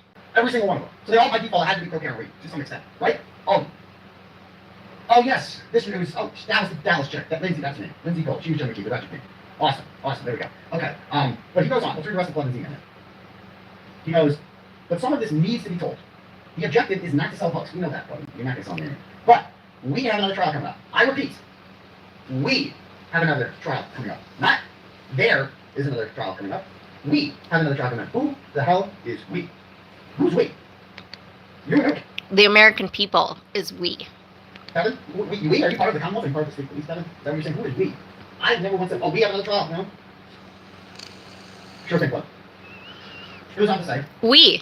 We all of us that are invested in this trial. Quite frankly, like I've said from day one, this is a domestic abuse, violent, probably borderline personality, unable to control her fucking behaviors. She makes irrational decisions, plus she's drunk. It's domestic violence. John did not understand. Most guys don't understand when they are in domestic violence situations. I mean, obviously Karen Reed was not beating him up, and it does not need to be that to be a DV situation. She was very mentally and emotionally abusive, just from the very little glimpse of their relationship that we've been able to peer into from this trial. She's manipulative, and in my personal opinion, and I'm no psychologist, but the woman is fucking psychopathic. Who in the fuck could do what she did? And then, I mean, every step of the way, it's worse and worse and worse. It's hard for me to say it out loud. Like, she hit him. She left. She then called him multiple times, screaming at him, calling him all sorts of negative names, telling him she fucking hates him. Even if you, in some illogical way, want to convince yourself that she did not know that she threw her car in reverse, she was going forward and then threw it into reverse, going 24 miles an hour for 62 feet, 75% of that gas pedal was down. She has a Lexus fucking SUV, bells and whistles galore, anti-lock brakes. I'm sorry, you cannot convince me that she did not fucking know what she did. She fucking knew what she did. And she left. That is fucking evil. Like, the act in itself is evil. The fact that she could leave is evil. The fact that she could go to his home, the audacity to come up with her plan to get out of her trouble. I mean, did she know he was going to die? Maybe not. Did she do anything to try to help him? Absolutely not. Did she do anything to try to help herself? Everything she could think of. And then, on top of all of that, she starts this fucking shit. She starts this fucking political campaign of hell and puts his family through his, basically is murdering John over and over and over and over again, and now has multiple people. Like, this is a mob of people murdering their loved one every single fucking day. Her and Turtle Boy and Melanie Little and Brandy Churchwell and Broken Baker and LTL and the Glare and Mike Crawford at fucking Young Jerks and Sean McDonough going through the motions, and all these fucking assholes that claim to want justice are straight lying through their teeth for power, politics, and money. And they are killing John O'Keefe every single day. They are doing multiple lives on this shit, making tens of thousands, hundreds of thousands of dollars, trying to free his murderer in his name. You telling me that there's not going to be civil suits? You fucking just wait, Turtle Boy. They're not going to even need to do civil suits because your ass is going to be in fucking federal prison, which is probably too good for you. So hopefully you get put into solitary confinement. You don't have anything. You know, it costs money to do civil suits, so when he hides behind that shit and saying, oh, if I was lying, they'd sue me. You know, they have bigger fish to fry right now, like raising 2 teenagers and trying to fucking get up every morning and finding value in life after all of the hell they've been put through, and trying to focus on the things in life that really matter and tune out all the noise around them. I cannot even imagine. And again, I don't really have social media, so like I probably, like, none of this really would have affected me in that way because I would have never known it until somebody told me, like, this is what's happening. And then I would have seen it and I would have been like, what in the actual fuck? And I would have fucking lost my shit. And I would have been in Josh Levy's office. I would have been camping out. You bet your ass. I would have fucking gone to jail fucking 15 times over if that fucker wouldn't have talked to me, because I would have lost my shit on him. So, I don't know. I think that these people have shown so much grace. The only thing I do wish is that they would just say, all of them, as a family, we know Karen Reed is guilty. Please leave us alone. Try to give us some peace. We are trying to raise 2 teenage children in our golden years. And we have lost 2 adult children. And we don't need this shit from the public. You don't know us. You didn't know our son. And you don't know the real Karen Reed. Please stop. I wish they would come out as a family and just say that. So that all of this bullshit that these fucking assholes are saying, that Paul O'Keefe wants to like Turtle Boy or some shit, I don't even know what he says, and that, you know, the one that really fucking makes me want to punch people right in the fucking Adam's apple is when they say that John O'Keefe's dad wants to sit with Karen Reed. He believes Karen Reed. He knows that Karen Reed is innocent. That is such fucking malarkey. That is not true. And y'all know it. And the fact that you're saying that shit is evil. It's literally evil. It's not just wrong. You have to have something in your soul. Like, I don't understand. There are just things in life that I just don't understand. I don't understand how people cheat on their husbands and wives, for example. Like, if you're not happy, you either need to discuss shit, go to a counselor, or you need to get a divorce.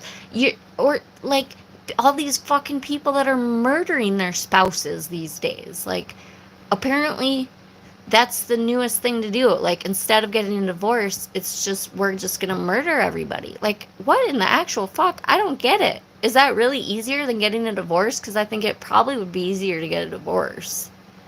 And probably less difficult on your soul. It's fucking, like, I don't understand. So, like, this is what I mean. Like, the psychology of it is what interests me to try to understand these fucking people. But, like, logical, healthy minds can't fully understand, like, truly psychopathic people. Like, we can understand it in a philosophical way, but just like when I say, you know, like, alcoholics speaking to another alcoholic are the only real people that can help each other, right? Like, because, or abuse victims or rape victims or fill in the blank of the trauma that you've had. We've all had trauma, and this is apparently the newest thing, is trauma bonding now, apparently. Like, it's good to have people that have been through what you've been through, but to sit stuck in that shit with each other is not helpful to any of you.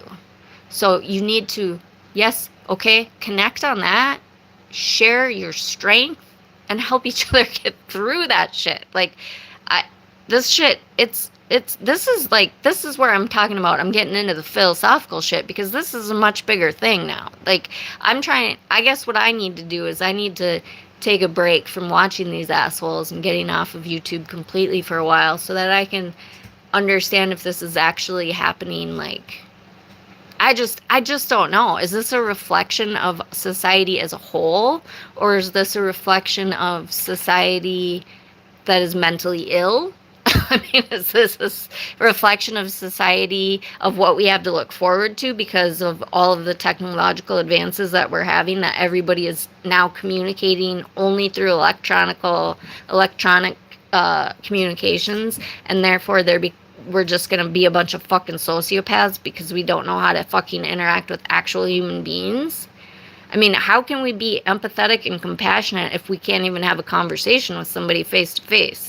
If we can't have even, like, we can't be bothered to pick up the phone and call somebody rather than text 50,000 times. Like, this is the kind of shit, like, this is the kind of values that I have. When texting first came out, I told my friends, I literally said, they're like, how come you didn't text me back? I'm like, I told y'all, I'm not fucking texting. I refused for a year at least to text people. If they texted me, I said, I just didn't respond. And then they'd be like, how come you? And I'd say, because if you have something fucking talk to me about, you can fucking call me. Because I saw this whole tech thing becoming an issue way back in the day. Like, when it started becoming, I'm like, this is going to be a problem. I mean, I've written papers on it.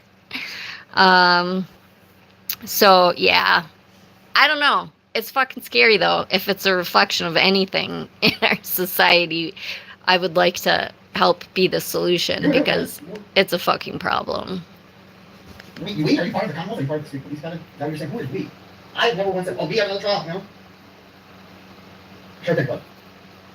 Goes on to say, and there are questions as to how you got on jury in the first place. Questions from who? So it's obvious right now, just from reading this, Clement is accusing this juror of being a plant. That's obviously what he's doing here. And he tweeted something out about this in August. Because I looked it up. Let me see if I can find this tweet on this. Go on.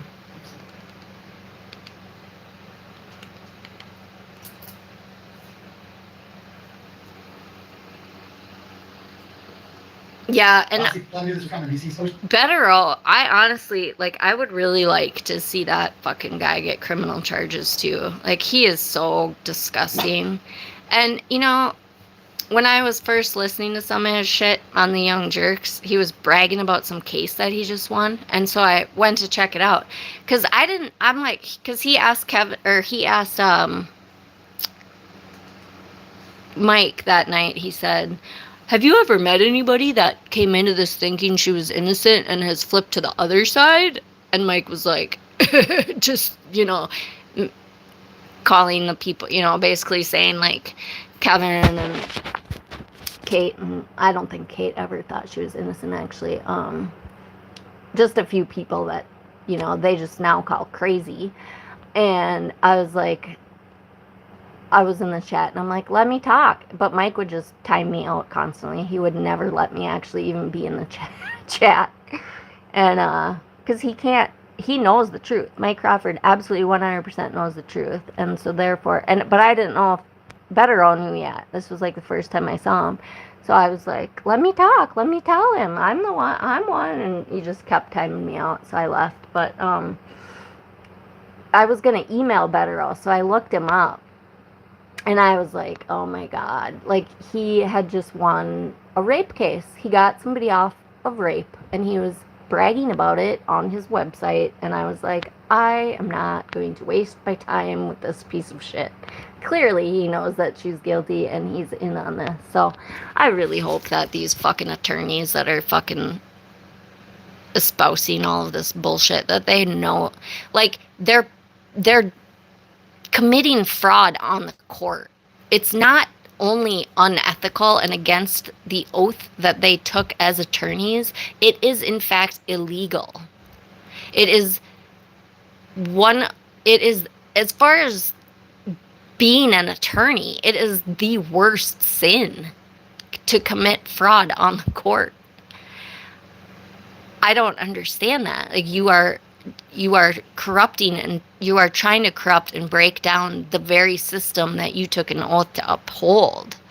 And I don't know what kind of black souls people must have. I mean, I think I would have been a really good attorney, except for the fact that, like, I couldn't lie, so I would have to be a prosecutor. Because, like, these disgusting criminal attorneys that, I mean, I get it. I get it that we need to have an adversarial system. And again, I am very much against. I literally got on YouTube because I think somebody's innocent. I think somebody's getting railroaded. I think that there is some fucking fuckery going on up in Idaho. So I'm digging for answers. But again, I fully understand that I could be totally wrong, but everything from the fucking moment that I fucking first heard about this shit, nothing has made sense, and it still hasn't made sense to me. So that's a to be continued. So there's absolutely, like, we need to have an adversarial system, and we need to have the strength to be able to overcome shit like this. This is why I've come to a point, this is my whole philosophical thing now, where I've finally come to a point where I'm like, okay, I'm grateful that this is happening, because we are catching it. We are seeing it. The American people see this. Judge Bev, Morrissey, he sees this shit. That's why they're like, what the fuck is going on? And now this newest shit that Betterow is like, trying to, and again, people that just listen to surface shit and don't look for the truth, yeah, it looks corrupt, because now they're saying, yeah, Morrissey was using his personal email to email the judge and da-da. Well, think about it, folks. He is getting piecemeal information that the FBI thinks that there's corruption in the police department, all of them, the state police and the Canton police and everybody, every fucking agency that was involved in this fucking investigation are all corrupt. So the feds come in to investigate. Based on what? Morrissey is like, what the fuck are you coming in to investigate on this for? And then they're jumping on the Sandra Birchmore case and using that to bolster their fucking claims about Karen Reed.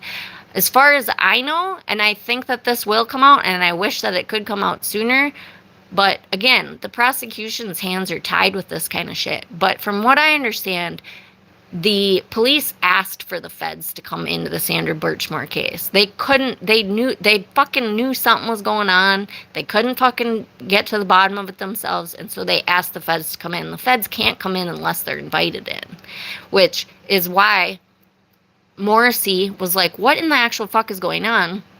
And he's trying to figure out why the feds are coming in, because he didn't invite them in. The district, the prosecutor's office didn't invite him in. Like, who's inviting the feds in? Oh, Josh Levy. Why the fuck is Josh Levy inviting the feds in?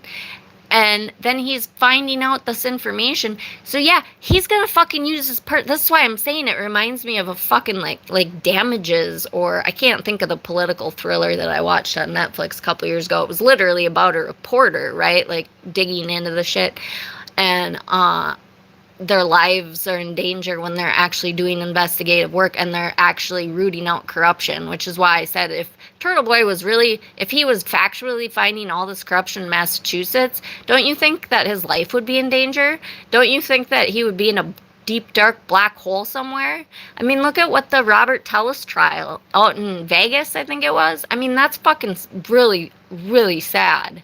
That is, sadly, what can happen when people in political power are being exposed for all of their corruption. This fucking dipshit just continues his one-man show with all of these sycophants following, like, go Turtle Boy up! Oh, hail Turtle Boy! And I just wonder, how old are the people that are watching you? I mean, are they... And how boring are their lives that they, like, go watch some movies. Go watch a soap opera. I vote that Melanie Little and Alan Jackson quit their day jobs and go start a soap opera. Because they're both soap opera actors. They are awful, disgusting soap opera actors. I cannot believe that anybody can fucking watch those two with a straight face and think that anything that comes out of their mouth is the fucking truth. It is like watching a soap opera. I mean, they're not even good actors and actresses. It's disgusting. So, Melanie Little and Alan Jackson and, you know, Karen Reed and Turtle Boy, why don't y'all just go fucking start a soap opera in fucking prison. We'll call it, God, Orange is the New Black's already taken, so, Pink. Pink is the new black. Yeah, that's perfect. Pink is the new black, motherfuckers. Yeah, let's do that. Fucking dipshits. I forgot what I was talking about in the beginning again.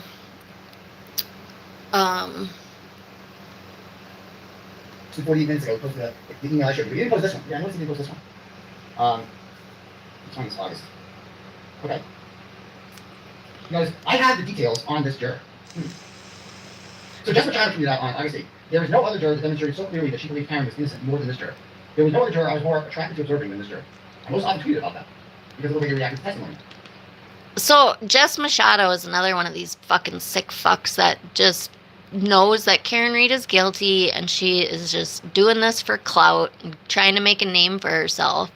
And really, she's just gonna destroy her career. I haven't heard hide nor hair of her, so I don't know if she fucking tucked her tail and ran away from all this, but like, obviously, if you're tweeting out, you are an FKR, Jess Machado. I mean, it's not fucking difficult to understand that. And then you're tweeting out that this is the person that I am most attracted to watching because she's so pro Karen Reed. Like, okay, yeah, let's fucking think about that for a minute. Probably not the smartest thing to do, quite frankly, but keep doing it, because that's the kind of shit that we need criminals to be dumb and to make stupid choices so that we can fucking catch you. In retrospect, in my observations of this juror inadvertently make her a target, I'm going to jump on here tomorrow morning and host a Spaces event to talk more about this. So Jessica Childs proves that on August 8th. Levin replies to it and says, I have the details on this juror. For confidentiality reasons, I've kept quiet. But she should never have been a juror. So now we know that Levin, whatever he knows about her, he's going to heard from about.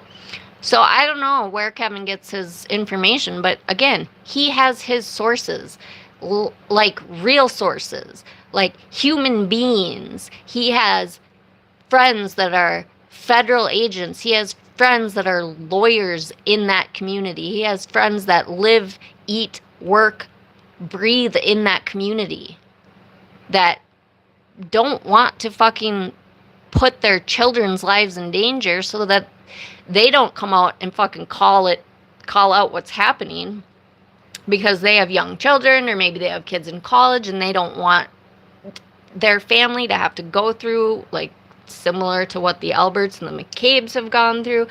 So they just are like, oh my God, fucking go away, stop. Like, I'm going to close my eyes and hope this goes away. But Kevin communicates with them. Kevin is not going to fucking reveal his sources, but he's got eyes and ears everywhere, Turtle Boy, just like you do. The difference is his sources have integrity and ethics and values and morality. But he doesn't, like, verify any of this stuff. He just gets and the truth on their side.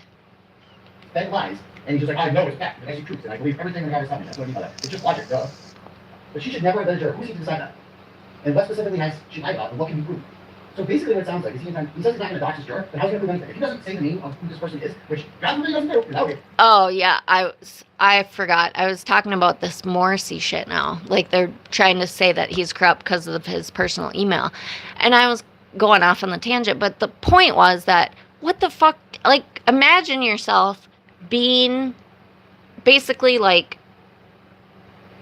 I can't even imagine being in politics, but, like, okay, so you're the DA, so you're in a very powerful position, and you're going about your daily life, and all of a sudden, the feds are investigating a very clear-cut case of fucking hit and run, drunken domestic violence hatred that ended up in murder. And now the feds are in here investigating, and so now I'm like, okay, what's going on? And so I'm asking people, and people are like giving me the runaround, or they're telling me this story, which doesn't make sense. Plus now I'm aware, like, I'm getting information from the actual victims who are telling him what's happening with the social media with Turtle Boy and Karen Reed and all the shit that they're spinning in the social media. And they're having rolling rallies at their homes, and they're going to their sporting events, and they're going to their colleges, and they're literally calling these people murderers. Like, this is you don't do that. Okay, so then they're like, what do we do? Please protect us. This is the part where I'm like, I get absolutely incensed again, because I'm like, seriously, how is this motherfucker not in jail right now? He should be in jail and the fact that all of those witnesses should have protective orders. The fact that Jill Daniels is like going through court because she lost her shit finally, like, this is why they're like, we need protective orders. I can't see this man, because if I see him, I'm gonna lose my shit. He does not need to be going out and eating at a place that is literally right next door to one of the witnesses who he has harassed and had a protest outside of his place of his business, his own personal business, claiming that he and his family are murderers, and like, just awful heinous shit. So Turtle Boy and his girlfriend going to Canton, just, they have to go eat right there, right next door, right at the very bar that Karen and John were drinking at the night that John died. I'm sorry, that's fucked up. And that's the part right now that I'm the most pissed at, the Commonwealth. Like, what are they doing? These people do need to be protected. The fact that they don't all have protective orders, anybody involved in this fucking case, from the very youngest to the very oldest, they all. I don't care how fucking distantly related to this they are. I mean, now the newest family member that was on the Dateline is being harassed. And she knew she was probably going to be. That's why she didn't give her last name, but these fuckers won't leave her alone. And they're going to call her witness intimidation because the journalist asked her, what would you say to Karen Reed? And she said, I would say, Karen Reed, please fucking tell the truth. Like, that's witness intimidation? To go back to one of my previous tangents, these people did their homework. They are not just blindly following the DA like little sheep. They clearly have done their own research. The O'Keefes know what happened. And again, I ask you, if it was your loved one, would you just blindly, like a little sheep, follow whatever was told to you without knowing and doing your own fucking deductive reasoning and research? Fuck no. So why do you think that they would? They know what happened. We all do. Anybody that has a clear mind knows what the fuck happened. It has been proven in court. To the degree that it happened, people are in disagreement. Me, I say second degree all fucking day long. There's no question in my mind. The facts are the facts. This bitch knew what she did. She maybe, to do an act like that, you don't need to go out that night thinking, oh, I'm going to run him over and kill him. That is not second degree murder. Second degree murder is you make that decision in a split second you made that choice. By doing what she did, she clearly made that choice. That is second degree murder. And then she went to his fucking house and fucking planned how the fuck she was gonna get away with it. She didn't know he was gonna die, but she sure as fuck didn't go try to fucking make sure that he was okay either, did she? Oh my god, the whole fucking thing just makes me want to fucking lose my mind. So, the O'Keefes know what happened. Leave the family alone. And Commonwealth, please protect these people. They all deserve protection orders against this man. He should have no rights in your community. He should literally, you hear stories sometimes of people like being kicked out of states. I think that happened to Gypsy Rose when she got out of prison. I think they said like, whatever, just get the fuck out of our state. And I've heard stories of people that they're like, just get the fuck out of our state. Like, you're not allowed, like, if you go into that state or that city again, you're just gonna be arrested. I feel like they should be at that point with this fucking man. Like, you belong nowhere in Canton, ever. Period. End of. You step foot in here, you're fucking gonna get arrested. Like, you literally have no business. I don't give a fuck what kind of journalist you claim to be. You don't have those protections, and you're not a journalist. You are a fucking National Enquirer piece of shit, lying, narcissistic, most likely psychopathic, clinically undiagnosed bully. Like, I don't know. I mean, I could go on and on. If he does do that, if he doesn't say the juror's name, then how is he going to back up anything he says? How is he going to prove that this juror should never have been a juror? How is he going to prove that there are questions about how this juror got on the jury in the first place? What questions? This is a clear indication, based on this previous tweet and this email, that he believes, that he knows the fact, that this juror lied to get on the jury, that they were a class. That's what he's getting at here. Considering the passionate beliefs you seem to hold before being impeached, how the fuck would he know passionate beliefs that this juror held before being impeached? Okay? How do you know that? Well, based on what he said that you're talking about, so you clearly know, is that she was going out drinking, getting drunk, broadcasting the fact that she was FKR, and she was on the jury, and she was going to acquit her. I mean, this is what the fucking foreman wrote in his note, literally. He wanted the judge to know, like, these people cannot be rationalized. You can't ration with these demented people that are in here. Like, we all know she's guilty, but unfortunately, Your Honor, there are people on this fucking jury that hold deep beliefs that will not allow them to convict Karen Reed and make her go to prison. I can't. That was one of their jurors. I don't believe in sending her to prison. Like, I'm sorry. You don't qualify to be on a jury then. If you literally can't convict because you don't believe in sending convicts to, like, criminals to prison, like, you have no right to be on that jury. Period. End of conversation. And clearly you lied to get on the jury. That is what he's talking about. Like, the foreman was no idiot. Very intelligent person. And he was telling the judge, look, there are deep-seated beliefs in some of these fucking people, aka they're pink people who are in a cult who will not listen to logic. Like, I have tried. I have exhausted all of my mental and emotional and spiritual capacity trying to objectively explain the situation. They literally live in an alternate universe. That's what he told her. So we all know. We all know what the fuck was going on. Yeah. He's never talked to this person before. What does he know? How is he pretending to know this stuff?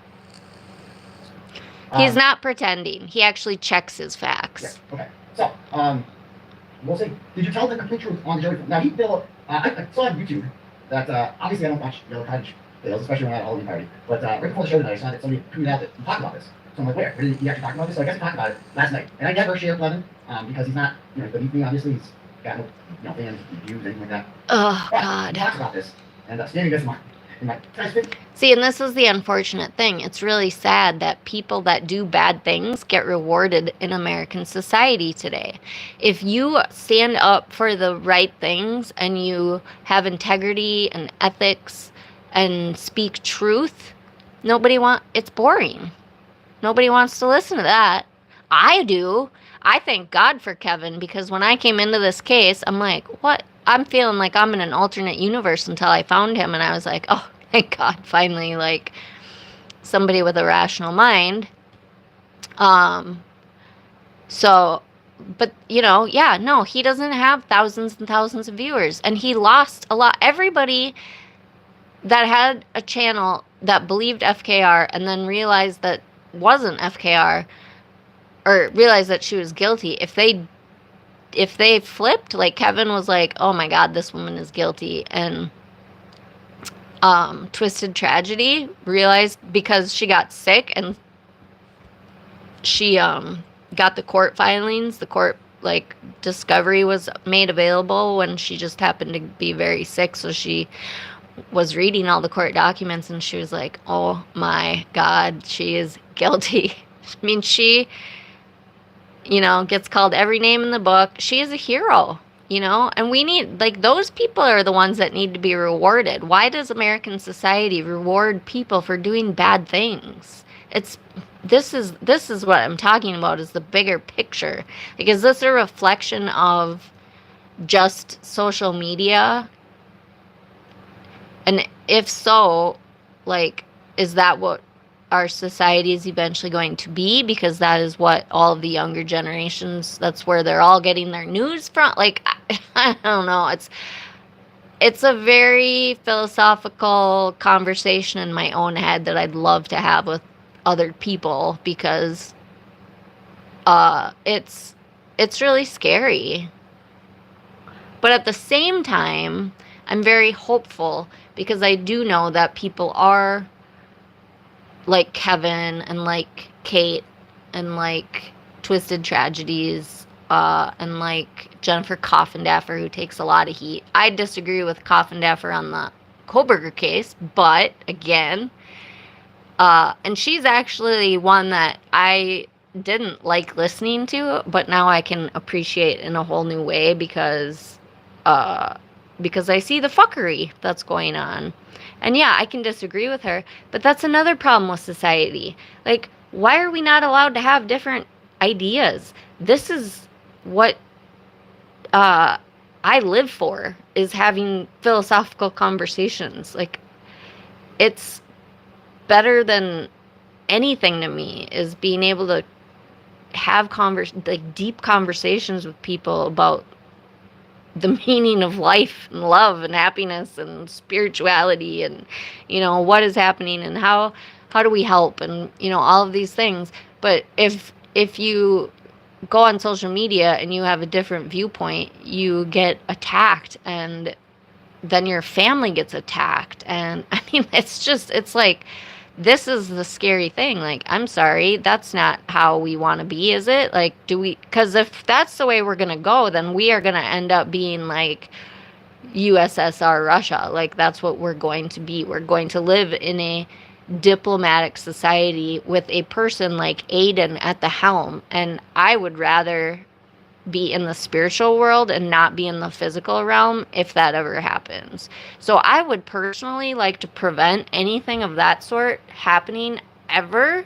And that is why we need to recognize what is happening and be like, hell no, we're not going to take this shit.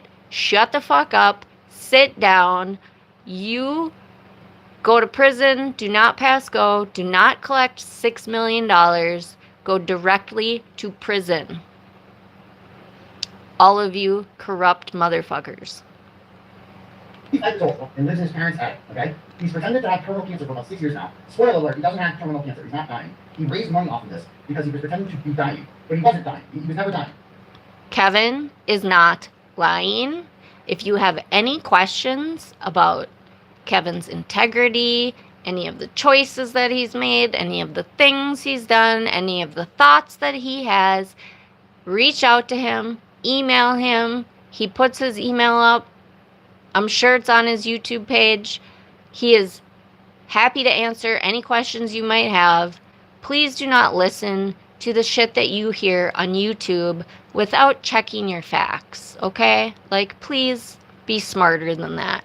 This man is a disgusting bully who literally thinks that he's a dictator, and if people have different thoughts than him, he is going to crush them. He is going to gas them out. Kevin will not be gassed. I will not be gassed. Barb will not be gassed. Miss Dark Humor will not be gassed. Robert will not be gassed. I don't have a ton of people, but I have some, and I am grateful for all of you that are here with me. Thank you.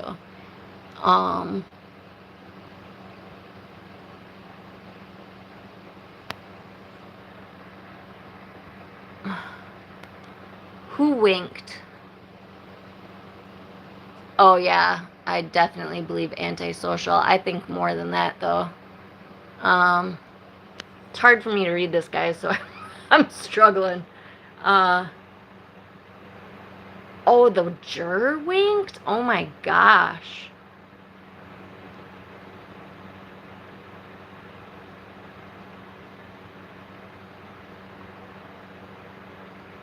Sorry, I'm reading. Okay, let's listen. It was all a lie. And the kind of person that can lie about having terminal cancer is capable of lying about anything, right? So, yeah. A person who's willing to lie about a murder victim and flipping the script and literally gaslighting. I mean, it is the definition of gaslighting. Alan Jackson did it. Look the other way. The Commonwealth wants you to look the other way. No, Alan Jackson, you want the world to look the other way. I mean, literally everything that comes out of these people's mouths is exactly the opposite. Just flip it, and then that's the truth. Wait, letter from last night. So, see it. I'm just going to read myself. I was going to get away from this. Actually, I just read myself. That was reading. Well, so this is already talked about. This is the sister. The last one is dismissed. Who is a co-writer? Who was a co-writer? She never had I think he Who has is a him. co-writer? I have him too She fast. should never have been on the jury. How does he know that she is a turtle writer? What does that mean? Because every single juror was asked. You know exactly what that means. You call your turtle riders. You tell me you don't know what a turtle rider is? Like, this is what I mean. You're just seriously... What? You're asking what is a turtle rider? What does it mean to be a turtle rider? It means that you're fucking part of FKR. And you're brainwashed into believing anything that comes out of your fucking mouth. And you know exactly what that means. Friend of voir dire. You know Turtle Boy is. A lot of them said yes, and some people who said yes were allowed on the jury. It wasn't like a disqualifying thing. You just can't get up there and be like, oh yeah, I love Daddy. If you said that, you're not getting on. You're not getting on. If you called me Daddy, you're not getting on the jury. And so, but Kevin baselessly believes that this person was a turtle rider beforehand. Okay. Barb, who are you talking about? Are you talking about Karen? I feel so fucking bad for her dad. I obviously don't know any of them, but God, I don't know. I look at pictures of her dad before this tragedy, and I look at him now, and I think that he has aged like 20 years. So to me, that tells me that that man has a soul, and this is killing him. This is his daughter. He's realized he knows what his daughter did. And he's watching everything that's happening, and it's killing his soul, and it's killing his physical being, quite frankly. And that's really, to me, I mean, I just was emotional tonight about my own father. I cannot imagine. I mean, I did some really stupid fucking shit. I was I've always been very outspoken and very stubborn and um, wear my heart on my sleeve, and you know what I'm thinking. I'm very real. I don't lie about shit. Like, I didn't really try to hide a lot from my parents because I always got caught anyway. So it was just like I smoked, and I was like, I'd just go outside and smoke, and my mom and dad would freak out on me, and I would just do it anyway because like I smoked, so I was gonna go have a smoke whether they liked it or not. And then they would sneak in my room and crush up my cigarettes, kind of thing. So I don't know. I cannot understand, the fact that now Hank Brennan is asking for her dad's phone. Like, I talked about this before too, and I was like, I just think Lally was just a nice guy. Like, he could have called her dad onto the stand. He could have held a lot of people's feet to the fire. But he did not think, I don't think the Commonwealth had any idea that there was going to be so many people that fucking believed this shit. Like, it's so outrageous. They thought by the time we get to trial, people have got to fucking see reality.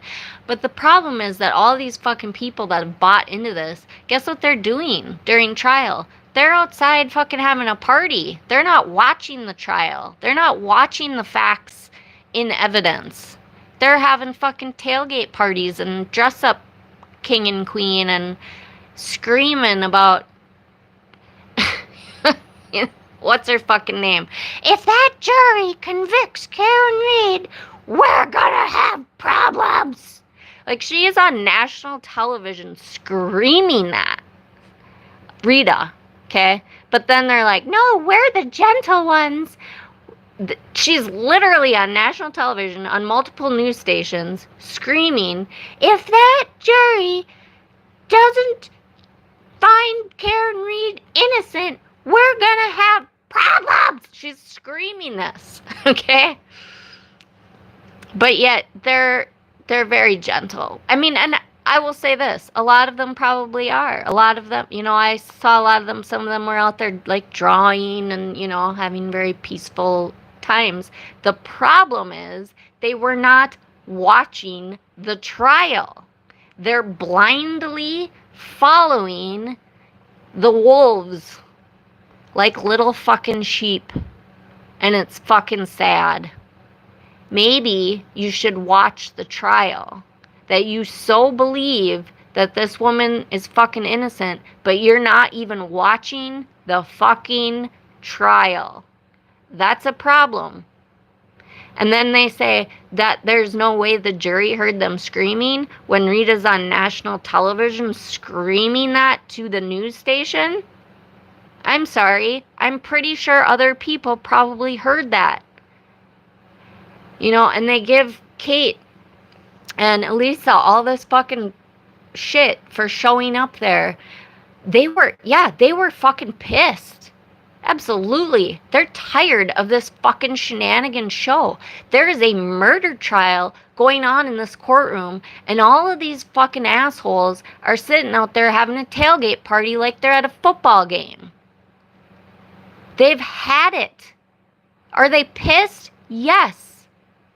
They're done. They're sick of it. They're standing up for what's right. And all of the people that are supporting John O'Keefe's family and all of the state's witnesses were probably doing what the state asked them to do. Just don't participate. Stay as far away from all of this shit as you possibly can. Do not feed the cult. They were being as graceful as they possibly could by not participating. There comes a point where you gotta fight fire with fire. And so all of these bullies are now attacking them like they're such evil people, and they're bringing out all of the fucking ghosts of their past. It's so disgusting.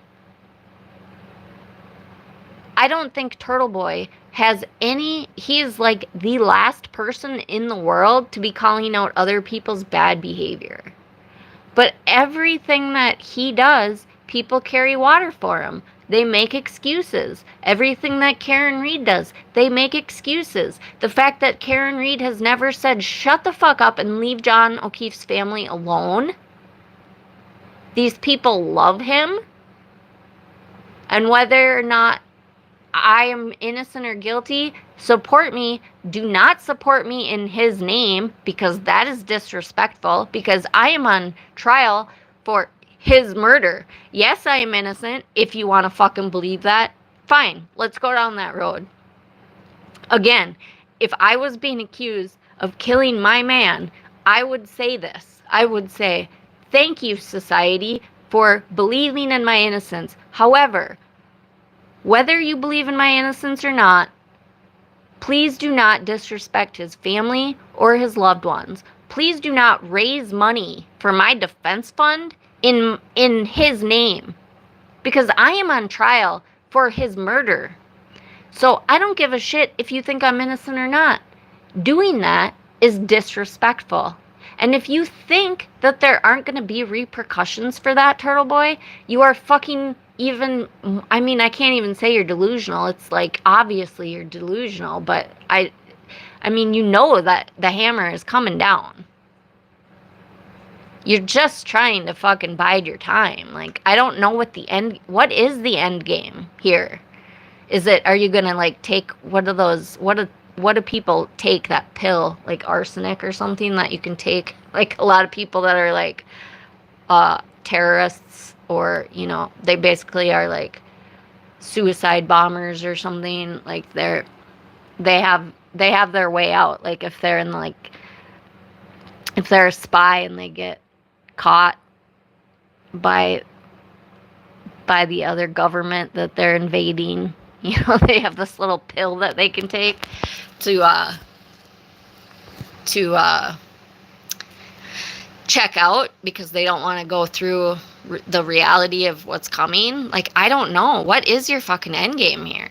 Because, I mean, I realize that you are actually enjoying being a terrorist, and people are supporting your terrorism, which is, again, goes to my whole bigger, broader picture of what the hell is wrong with our society. Like, why are people supporting this person? I don't give a shit if you think Karen Reed is innocent. You can think Karen Reed is innocent and not support this kind of shit. Not fucking say that John O'Keefe's family is delusional. You don't fucking know them. You didn't know John, and you don't know Karen. How do you think that you know better than his own fucking family? Why don't you flip that script around? Pretend like it's your brother or your son. And the same situation happens. And you slowly start to realize, like, holy shit, his fucking girlfriend did this. And okay, as I'm realizing this, I think, well, it must have been an accident. And even though I'm fucking absolutely traumatized and trying to process all of this, it's clearly an accident. Oh my God, this is awful. But then she fucking starts blaming you. She incites terrorism on you and your family and the teenagers involved in this saga, and all of John's friends. Like, but the whole fucking world on social media thinks that they know better than you. They know better than you about what happened to your loved one. They've never met you or your loved one or the defendant, but they know better. They know the truth. You are fucking stupid, and you don't know who killed your loved one. You're obviously a sheep being led by the district attorney who's super corrupt. And so let's use Carrie Roberts as an example. The reason Carrie Roberts' testimony was so vital to this conspiracy being debunked is because Carrie Roberts had no fucking affiliation or loyalty to any single person except John O'Keefe and John O'Keefe's family. She is a friend of John O'Keefe's from back in the day. She's been friends with him since high school. She didn't really know. I think she met Jen once when John took her and Jen out to buy shoes because they were helping so much with his raising of the niece and nephew. And that was his thank you. She met Jen once. She obviously met Jen, or what the fuck, Karen, I don't know how many times. She knew who she was. And the worst crime that Carrie and Jen are actually guilty of is trying to help Karen. They answered her fucking phone call. And they went with her to try to find their friend. And then they got blamed for murder.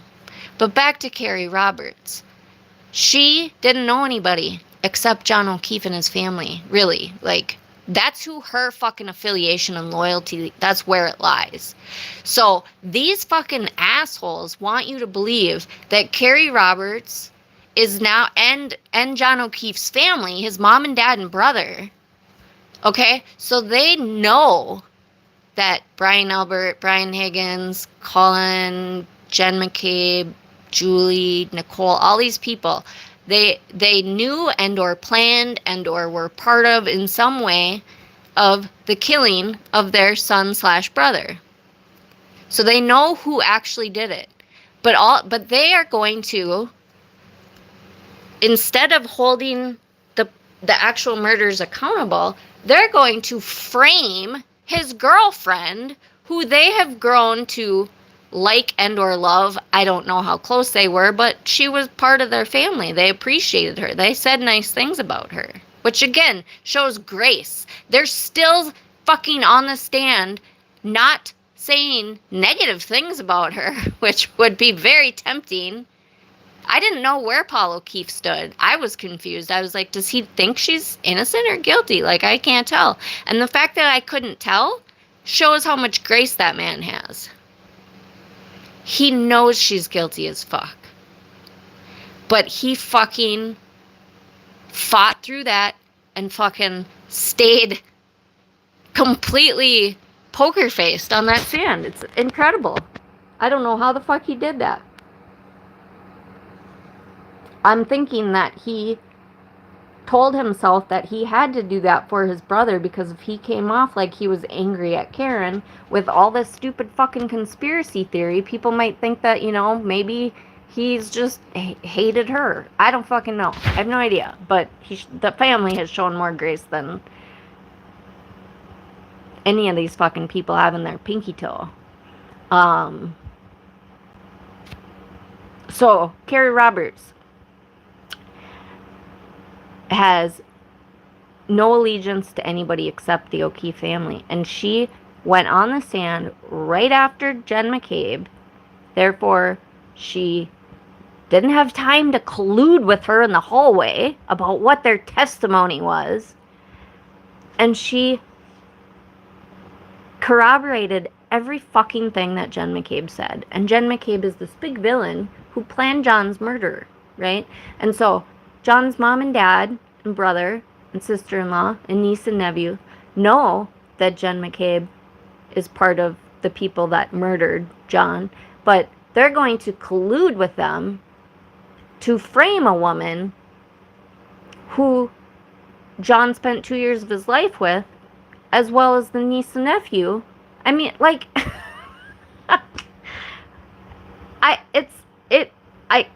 this is what I'm saying, like, at what point do people actually separate reality from fiction? Because I don't know how you can follow, if you think about it like that, how can you follow that through to the end? How can you actually think that okay, so if my brother was murdered by his girlfriend, or you know, I thought that my brother was dropped off at a house party of friends and acquaintances, and his girlfriend dropped him off. And I think that these people's house that he was in, they all beat the shit out of him, but they didn't kill him. They beat him up just enough to throw him out in their front yard to suffer a cold, awful, like, to suffer, to torture him. And they're going to Google it. They're going to find out how long it's going to take for him to die. These are adults with children. They're police officers and DEA agents and soccer moms. I don't understand how you can actually think. I get that police can be corrupt. Trust me, I get that shit. But how do you follow that through in any kind of sense of the fucking imagination? And then for the fucking journalists, the actual real journalists who are supposed to bring us factual news, jumping on this bandwagon and entertaining this idea. Thank you, Nancy Grace. You are the only one that fucking called out the bullshit. The only one. Oh, no. Shit. Julie Grant. Julie Grant, thank you as well. That woman also has integrity. I'm sure she fucking said, I am not covering that fucking case if these fucking ass. Nope, not doing it. So Vinny took it over. And Vinny, you're fucking shithead for doing what you've been doing with that case. It's disgusting. You don't just get to ride the fence forever. You need to fucking have a fucking tailbone, backbone, neck bone, all the bones, and fucking tell it like it is. You've seen the evidence. You just can't get out there and be like, oh yeah, I love daddy. If you said that, you're not getting on. You're not getting on. If you called me daddy, you're not getting on the jerk. And so, but Kevin baselessly believes that this person was a turtle rider beforehand. Okay. Yeah, and this is important. This needs to be out. Because these people are enemies of justice and enemies of it needs to be out. Listen to what he just said. He just called this woman, a juror who sacrificed 10 weeks of her life, an enemy of justice. Think of the language he's using. That is an incitement to violence right there. That is, like that's like Hitler-esque talk. Enemy of justice? who is a turtle rider, who was a turtle rider. So once again, literally, I made this statement in Kevin's chat last night, and Thomas Fleming, who I adore, very good man, told me, please don't make those references, because I called Turtle Boy. I said, he is our modern day Hitler. He is gassing people. He is gassing their souls. He's not taking their physical lives, but he is taking their souls. He is literally doing that. He is a dictator in this cult that people mindlessly follow. I mean, literally, I just kind of walked you through one way to think about this, as if you are in their shoes, and I don't understand how people can even go there. This goes way beyond police corruption. You have to believe that a mother and brother and niece and nephew who looked at him like a father figure are going to frame somebody and let the real murderers get away for the murder of the person that they love. Like, you have to believe that. Or that they're just so stupid and mindless that they're just gonna believe the DA and they're not gonna even look for answers, and they're not gonna, like, come the fuck on. Where are your brains? Sure.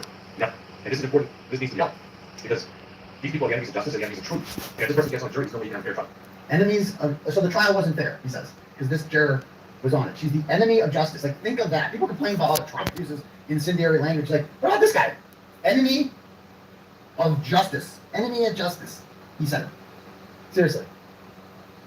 Look at his face. Just look how angry he is. That is the face of a guy who is so mad that nobody watches his show. Just look how dark it is in there. Look at how he lives. And why is that a kerosene lamp? What is that thing right there? Oh, see, this is the kind of shit that I'm like, are adults, like I said, I can't watch a lot of these creators because I did a little clip of The Glare. I haven't been able to watch The Glare for more than about 30 seconds because the man, like, I just don't think he has a brain at all. He's not an intelligent person. And it's like he learns a new vocabulary word and he talks about it all the time. You know, like you see him dropping certain words like, I don't even know. I'm trying to think of one that I heard him say but I just did a short, right? Like of a woman that called his show and was calling one of the witnesses, I don't remember, and I don't care to give it any value, but she was basically making fun of one of the witnesses, literally in such a way that I would be disappointed in a child in kindergarten for saying something like that. They would get a talking to. They would be, we would have a conversation about respect and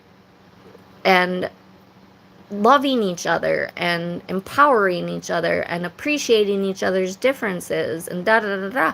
But no, these are full formed adult brains. I mean, I don't know how old he is or how old the woman that called in was, but I'm guessing at least both in their 50s, if not more. Okay? Probably 50s. The lady might have been a little older. I don't know. But like, they're having these conversations. All this stupid shit that Turtle Boy is espousing right now is just straight bully shit. It's like, even me giving this the time of day is really disappointing in myself, really, because it's like, you're making fun of him for having wood paneling and having a lamp. I think that fucking lamp is cool. It looks like an olden day lamp, and I would totally buy something like that. Like, I fucking love that kind of shit. But, I mean, every opportunity that this fully formed adult, who also happens to be a father, who is a hero in the eyes of his children, most likely. I mean, most daddies are. Like, I don't know what his children think of him, but they're young, so I would assume that they would think that their daddy is a good guy. But they're gonna grow up and find out, like, the truth. And that I can't imagine his poor ex-wife and trying to co-parent with this person. And, like, I just can't. It would be fucking hell. I would probably, like, I'm literally thinking that through. I would probably fake my own death. No, I would have to, like, well, we'd all have to fake our own deaths because, I'm just thinking I would probably go to a country that doesn't have expedition. I don't know. I would try to legally handle it first, but if the courts were fucking not protecting me, like they're not protecting people that they should be protecting in this case, I think I would have no choice. I couldn't imagine this person being in my child's life and, like, he's supposed to be a role model? Ugh, I can't, like, literally, my brain can't, I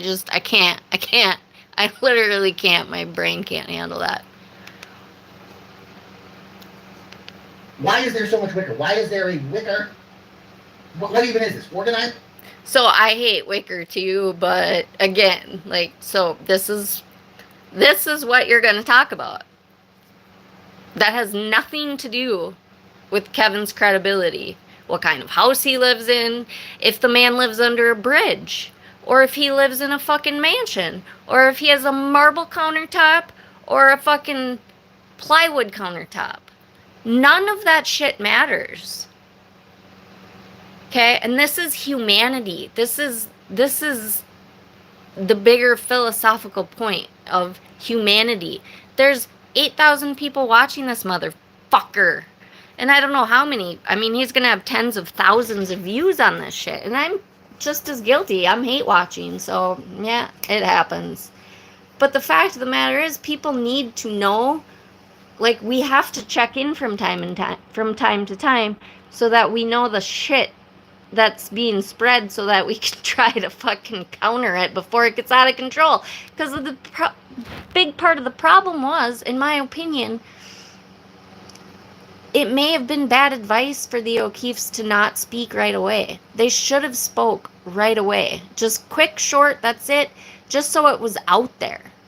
Because the fact that they didn't speak at all gave all these people the fucking room to believe and make up all these stories about what their beliefs were. Now, I'm not saying that that's right or wrong. I'm just saying that it, unfortunately, I think it's almost like,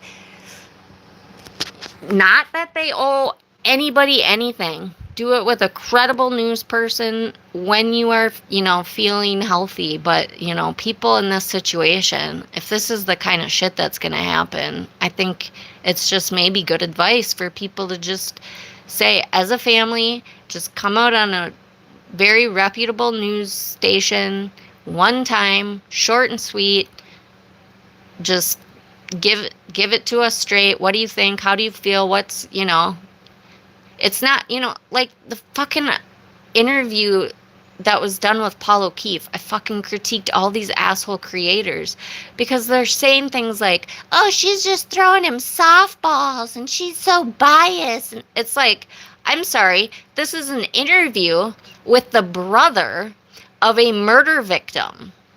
This is not a police interrogation of what the fuck Paul O'Keefe had to do with his brother's death. Like, and again, it's like, I can't even rationalize that. It's like, how do I counter that with a rational argument? Because the fucking whole idea is so irrational. The fact that I even have to say that this is bullshit or feel like people need to say that this is bullshit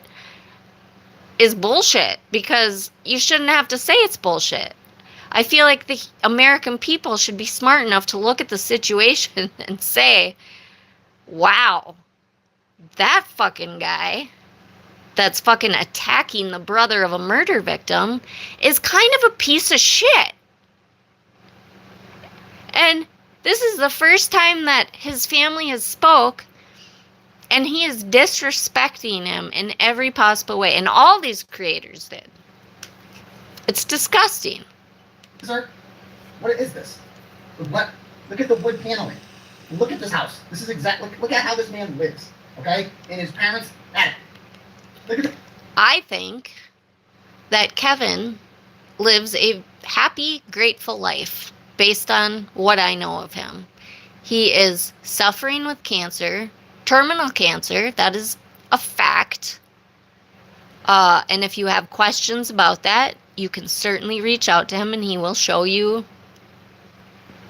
whatever you'd like to see. I mean, he doesn't fucking lie about shit. He's not a psychopath like fucking Turtle Boy who lies about everything.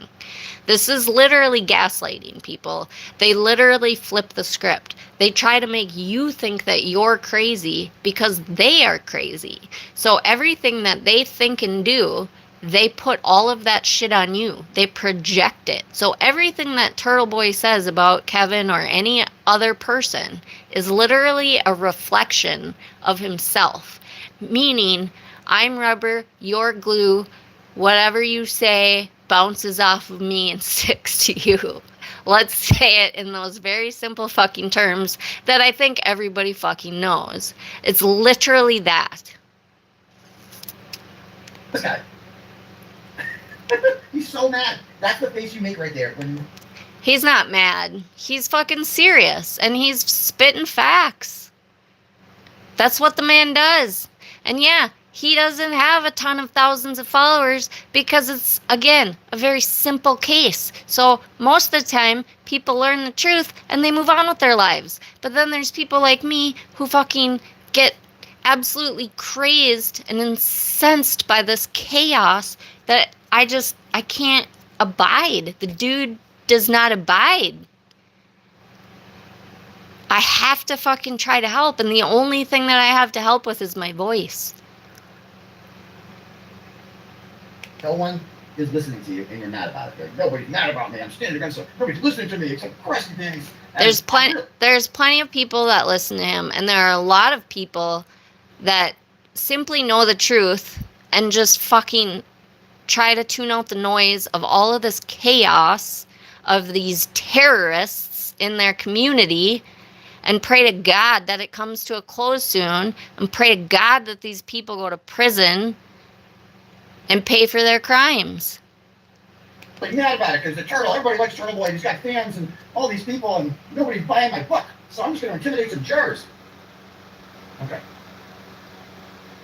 So I guess he's saying the juror was dismissed. How would he know that? If that's true. How would he know that? Because I don't even see that in the email. This is something he's adding now. Got dismissed. So I said, if I go on channel, there's going to be on the case, you probably are not the biggest fan of me and get it. If you follow me back in the summer of 2023, you know my opinion on Facebook because I got more evidence and had more time to test the logic. And I always try to be fair and hold evidence. So I always try to put all my cards on the table and I do so here. And do the work on the case. And I have a deadline coming up. I know some of your story too, that I know a lot of them. And I plan to include a small part of the book. I will protect your and my book is not going to be your name. Sorry. Okay. That's probably too fast for most of All you. the jurors should be protected. So I don't think the list should ever be made public. And that's true. I do not think that list should ever be made public. The jurors suffered a lot, and you made a huge sacrifice. Okay? I said, if you'd like to talk to me, I'd welcome it. If not, I completely understand. And please be assured, I won't ever bother you again. I will endeavor to write things in the book in a way which won't risk your exposure or make you uncomfortable in any way. Thank you for your service to the jury. Okay.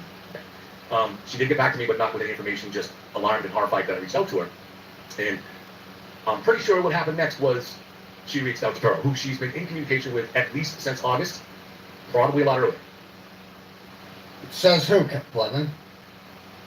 How do you know I've been in contact with this juror? Probably a lot earlier. I assure you that I have never, besides the 2 juror interviews that I did, I never spoke to a juror until I interviewed 2 for the stories I wrote. That's it. Because they trusted me and they felt safe with me. Oh my They don't feel God. safe with people like you. Nobody feels safe with you, Turtle Boy. If you feel safe with this man, please run. Don't walk. Run. You are not safe. You are safe with Kevin. He will not lie to you. He will not intentionally mislead you. If he is wrong about something, he will correct himself as soon as he realizes that he is wrong. If he is unsure and it's a theory of his, he will say that. Again, this man, he gives Karen grace. He thinks it should be fucking, what do you call it? Not second degree murder, but what's the next one down? Manslaughter? I full-heartedly, 120,000% disagree with that. She needs second degree murder. It's second degree murder. It's very clear-cut second degree murder. I understand that people, once again, it's hard for people to think that women can be psychopathic murderers, that women can be abusers, that women that are naturally supposed to have these protective mama bear maternal instincts, it's very difficult to believe that there are evil women.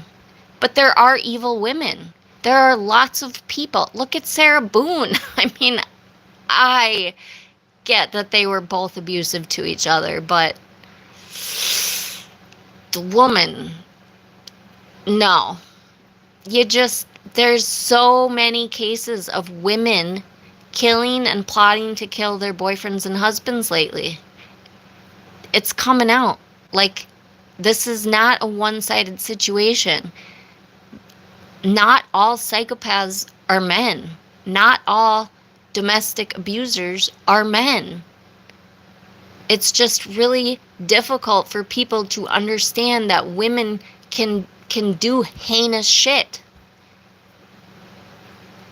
And most of the time, if a woman goes to court for some heinous crime like this, it's hard for people to give them the highest crime. They don't want to. It's difficult. Like, no, she can't be that evil. And you don't even have to believe she's evil to believe in second-degree murder. It's literally the act of doing something that a rational person would know could cause physical harm or death. That's the fucking threshold that you have to meet. So, A rational person has to know that throwing your car in reverse from drive, you're going forward, you decide to throw it in reverse, you push the pedal down 75% for 62 feet with top speed at 24 miles per hour, with all your bells and whistles either going off or shut off manually, and anti-lock brakes. I don't get it, how that happened. I mean, I don't know how that happened. And then driving off. You have to know that throwing your car in reverse for 62 feet at 24 miles per hour with 75% of the gas pushed could cause physical harm or death. That's what you have to know. A rational person has to believe that the actions that she took is second-degree murder. I mean, come on, people. Is that really hard? Would you know that if you were driving and you threw your car in reverse even at fucking 5 miles per hour and you backed up 62 feet and you had bells and whistles and anti-lock brakes going on, like, would you know that that could be dangerous? I mean, fuck, I hate backing out of parking lots where I can't really see the traffic coming in from the grocery store kind of situation. You know, you got to just inch your way out a little bit just to make sure that somebody's not driving 24 miles per hour around the corner and you're going to bump into them. This is not rocket science. Reach out to you. And so I did have 2 jurors reach out to me, and I interviewed them, but nobody ever spoke with me prior to the trial. I didn't know any of these people. There was one guy on there, one male, who I looked at and I'm like, that's, you know those faces of people, like, I've seen that motherfucker. Who the fuck is that guy? I've seen him somewhere. I could have sworn I've seen that guy somewhere. That guy. And, you know, so, anyway, back to this. Let's get back to this. I think that you ladies are talking about Churchwell. Yeah, I finally just came out tonight and called her a coward. I had to, because the shit she did last night with Turtle Boy. I think it was last night she interviewed him. She's either seriously not intelligent, which, I mean, I can't fault her if she could literally just be not an intelligent person, or she's figured it out and she is too scared to stand up for herself. And that's bullshit.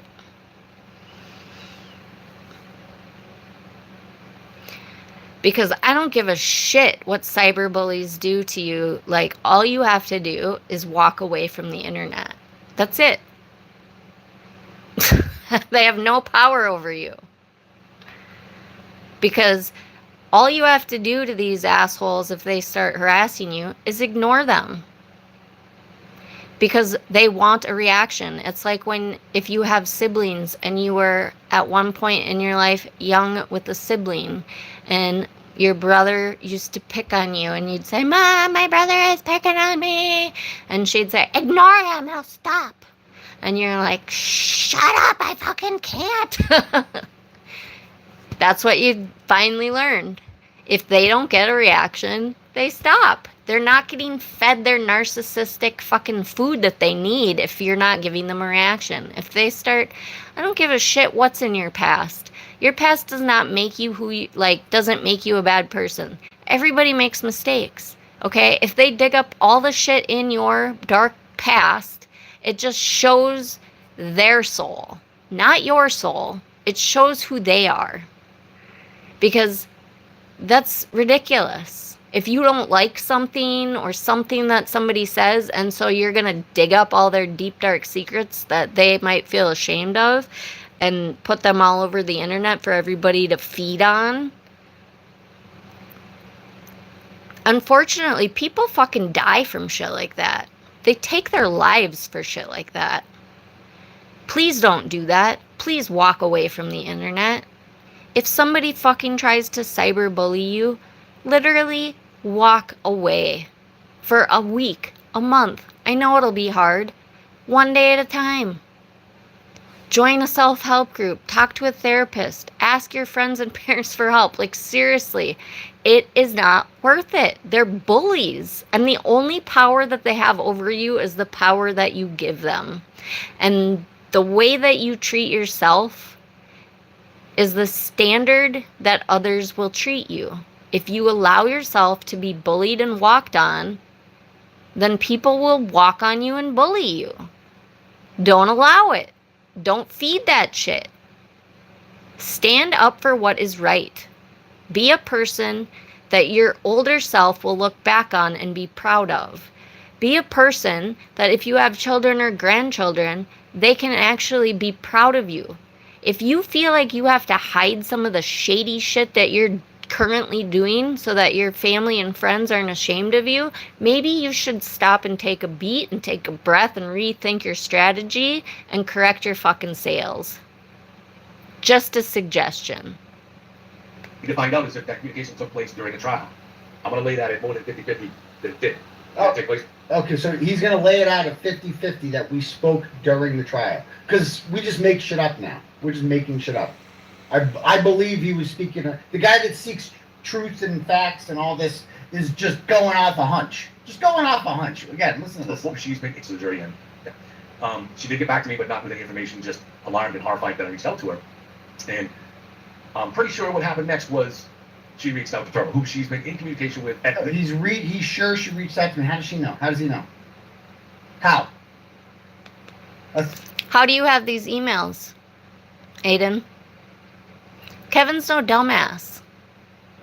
You're no dumbass either. I'll give you that. You are intelligent. But you are literally the face of evil, and Kevin is literally the face of good. Like, this is our fucking reality right now, humanity. This is it. And who's getting rewarded? Evil. Is that where we want to be? Because every single fucking one of you continually make a choice. Every single second that passes, you can make a different choice. You have free will. You can stop and say, shit, I got in too deep. I don't like this. This is actually very disgusting. I can't believe this. Oh my God, I'm going to make a better choice today. Right now, in this second. You don't even have to make an announcement to the world. You can just walk away and stop supporting them. Stop supporting all these asshole creators who you're paying their mortgages by fucking paying them super chats and memberships and YouTube views and all that shit. They're literally paying their mortgages off the back of a fallen police officer who was murdered by his borderline personality, fucking crazy girlfriend, ex-girlfriend. Really? I mean, it sounds like he fucking broke up with her, but she would not take no for an answer, and he just couldn't fucking figure out how to get rid of her. Couldn't shake her off. Third party sent me these emails. Plevin. I got a shitload of sources. I network. If this juror reaches out to a friend and then that friend's like, dude, you gotta see what Plevin's doing. You gotta see this. And I don't shit. Yeah, Turtle Boy, you have these fucking sources that are disgusting humans that spend their lives on social media and try to find dirt on people, to blackmail them and to cyberbully them and to fucking spread false information and completely lie. And Kevin has sources like police officers and federal agents and attorneys and intelligent, rational people. So I don't know what your point is here, other than you're trying to bully, which you can't bully Kevin. He's not going to be bullied. Yeah, I haven't shared these emails. Plevin did. Plevin put... So now the... No, you're literally sharing them, Turtle Boy. How do you have them? Kevin didn't show them at all. He literally read the first part of that first email. You're showing them all. How do you have them? Clearly, Kevin was right. She responded and probably BCC'd you, which is a blind copy, which I didn't know that until about like 10 years ago, maybe. I was like, what does that even mean? Oh, it's blind. Oh, no, I had no idea that's what that was. So if you want to include somebody on an email and not have the other persons that are receiving it see that you're attaching that person, then you BCC them. I had no idea. But I learned that as an adult, so that was kind of cool. So I'm spreading that logic in case you didn't know. That, I mean, how do you have them, Turtle Boy? How do you have them? Because I know Kevin didn't send it to you. The only other person that could have sent them to you would be the juror. You're fucking literally tattling on yourself, but you're trying to blame Kevin, and people that don't think for themselves believe you. It's sad. It's very sad. Clevin's put him in the public domain. I guess I... No, he did not. He did not put them in the public domain. He did not show anything. He read what he wrote. That was it. You're putting them in the public domain. But he just immediately assumes this juror, not only did this juror, he thinks, send me these emails, but also has no... How'd you get him, Turtle Boy? How'd you get him? There's no other way you would have got him. It's a fucking email from Kevin to this woman. So, who the fuck else would have that email? Either the juror sent it to you, or Kevin sent it to you. And we all know Kevin didn't fucking send it to you. So clearly Kevin is right. The juror sent it to you. It's not fucking rocket science. ...me the whole time and was a plant. I know that I'm beneath you because I only have like 90 subscribers, but I would love to fucking have a conversation with you, Turtle Boy. I would love to debate you because you can't fucking gaslight me. You can't flip the script on me. You can't intimidate me. You can't fucking bully me. You can't fucking threaten me and blackmail me and whatever the fuck other kind of dirty tactics you have.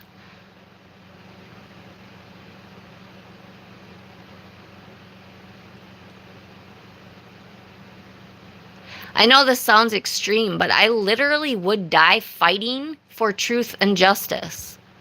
Even if it's people I don't fucking know. That's just how my soul is. I would fucking literally die, bleeding out, fighting for what's right. Because this kind of shit is not the kind of world that I want to leave to the people that I love.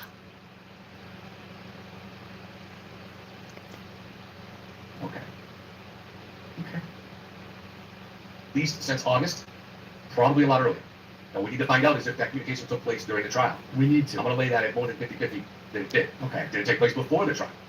Pretty good chance of that, too. This was a person who went into the trial as a total writer. It's not like she became a total writer in the middle. Everything that Kevin is saying, I'm just going to let this play because this is very important. And yes, we do need to know. Because this threatens our judicial system, which is one of the reasons why I think we need to actually have professional jurors. I literally think that we need to have people in communities that is their job. They get trained on ballistics, they get trained on the latest technology, they get trained on reading text stream and other car data, all of this shit. They literally get educated on it so that they know what the fuck is coming out in court. They're not like, this is a lot of tech shit that I don't understand, so therefore I just have to dismiss it because I can't give it any credibility because I don't understand it. Okay, that's crap. And it happens. If we don't have prosecutors that can explain shit in layman's terms, and the problem is people also need to understand that a courtroom, there's so many rules and ways that evidence can come in and can't come in, and things that get held back, that they're decided that they're not allowed to come into the court. Like all of this shit. Like I still don't understand why all of this shit. But see, I think it wasn't allowed in because there's still so many questions that Morrissey and Judge Bever, like, what is happening? Clearly something fucking weird is happening, but I don't know what it is. You know, it hadn't come out yet fully. It's bullshit. And honestly, Turtle Boy is such a part of Karen Read's case. He is such a fucking crucial part of Karen Read's case that needs to be told in Karen Read's trial so that people fucking understand why and how this conspiracy was built. Like, they have all of the evidence, I think. I mean, I don't know what they have in Turtle Boy's case. I haven't seen the discovery. I don't know if that's public yet or not. I don't know. If you can get your fucking hands on that shit, let me know. Because I'd love to fucking see his discovery. Because I can only imagine the gold mine that it would be. So let's listen to Kevin. Trial, that's crazy. She never should have been on the trial. So, and the crazy stuff that was going on with her during the trial, she was getting drunk, going to bars. What? And telling everybody that would listen, I'm a turtle rider, and I'm going to acquit Karen. He's just making shit up. He's making shit up. Listen. No, you're making shit up. He is publishing a book. He is trying to warn the American people about how you and Betterow and Jackson and Yannetti and fucking Melanie Little and all you fucking assholes who pretend to be about truth and justice. Well, you don't, but a lot of them do, okay? How you're trying to pull a humongous fraud on the American justice system. Like, you think you're smarter than the American. They have figured it out. Hank Brennan, Mr. Call Out Corruption, please, I hope to God you have a RICO case going. You need to cut off the heads of all of these fucking dragons. Then what he just said, listen to this. Did it take place before the trial? Pretty good chance of that, too. This was a person who went into the trial as a turtle rider. It's not like she became a turtle rider in the middle of the trial. That's crazy. He went into it as a turtle rider. Does he have anything to back that up at all? Anything? What evidence does he have that this person was a... First of all, I'm sure that he does have evidence, but most importantly, he doesn't owe it to you. He doesn't have to fucking show you shit. And like I said before, all this crap on YouTube about show me receipts, like these are adults that are fucking bickering about receipts, which means proof, which is fucking so annoying. All of these assholes. Ugh. There's another big creator that I really believed in that is also does this shit. Truth and Transparency. They can make shit up. You want to see a receipt about this and that and the other thing, you don't know what's true anymore. And yes, the picture of Alan Jackson grabbing Karen Read's titty is an actual picture. It's not fake. Okay? Like, the metadata was verified, and it was reported by very credible sources like the New York Post. Okay? And Alan Jackson never denied it, and people on that side said, oh, it was just innocent. They tried to make an excuse like he was trying to get her out of traffic or something stupid. Like, they're making excuses. So clearly it was real. But people like Banfield, who must have some fucking favor that she owes Jackson or must be getting something from Jackson, tries to debunk it because there's the stupid little thing at the end. That doesn't mean that cap cut, right?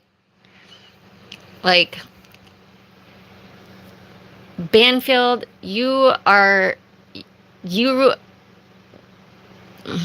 one of the worst, in my opinion, one of the worst reporters. I can't fucking trust a thing that woman says. She has been disproven so many times. It's ridiculous. But we're supposed to look to people like her for actual factual news. Like, this is why I'm like, what is the reality? What is actually happening? Like, like American people are literally walking around with the fucking wool pulled over their eyes because this is everywhere. There's people in all of these places, all of these innocence fraud things that are happening. The Menendez brothers should not be getting out of prison. And that's a whole nother conversation. But I grew up with that trial. And I'm a fucking bleeding heart. So trust me when I tell you that if I thought there was any reason for them to get out of prison, I would also be a voice for them. But I don't give a shit. Like, I'm sorry. We all have traumas in our lives. So even if you want to say that you believe the shit that they only started accusing them of, funnily enough, when they got their high-powered attorney, that shit never came out in any therapy session or to anybody in the family before they got a high-powered attorney, okay? And they planned and literally executed their fucking mother and father. What did Kitty do? What did their mom do? They have allegations toward their dad. So even if you want to believe that, what did their mom do? Supposedly ignored it, right? I'll tell you, there's a lot of people in the world that have been abused and victimized and mistreated by family and friends and people that they trusted. And they don't fucking go out and buy rifles and walk in to the room that they're eating ice cream in and watching TV and blow them away. They just don't. You don't have that ability. That's not legal. They were both adults. Stop calling them kids. They were 18 and 21.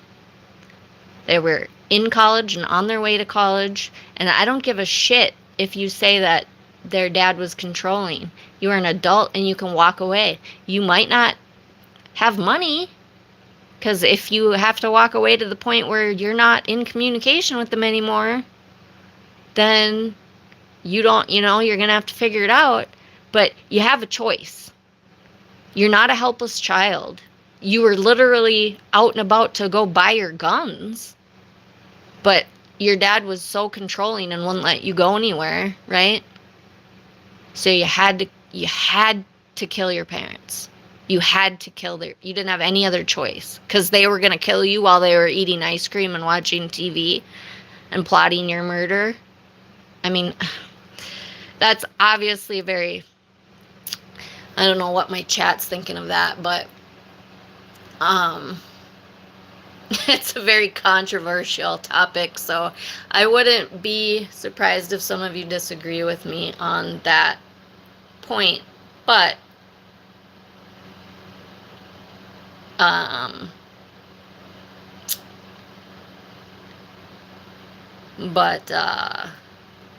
it's the truth.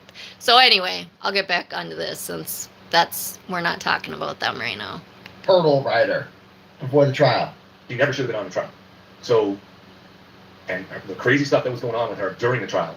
She was getting drunk, going into bars, and telling everybody that would listen, I'm a turtle rider, and I'm going to acquit Karen. Says who? Who's your source, Plevin? She was apparently saying this in a bar with lots of witnesses, Aiden. I think that there's a lot of sources.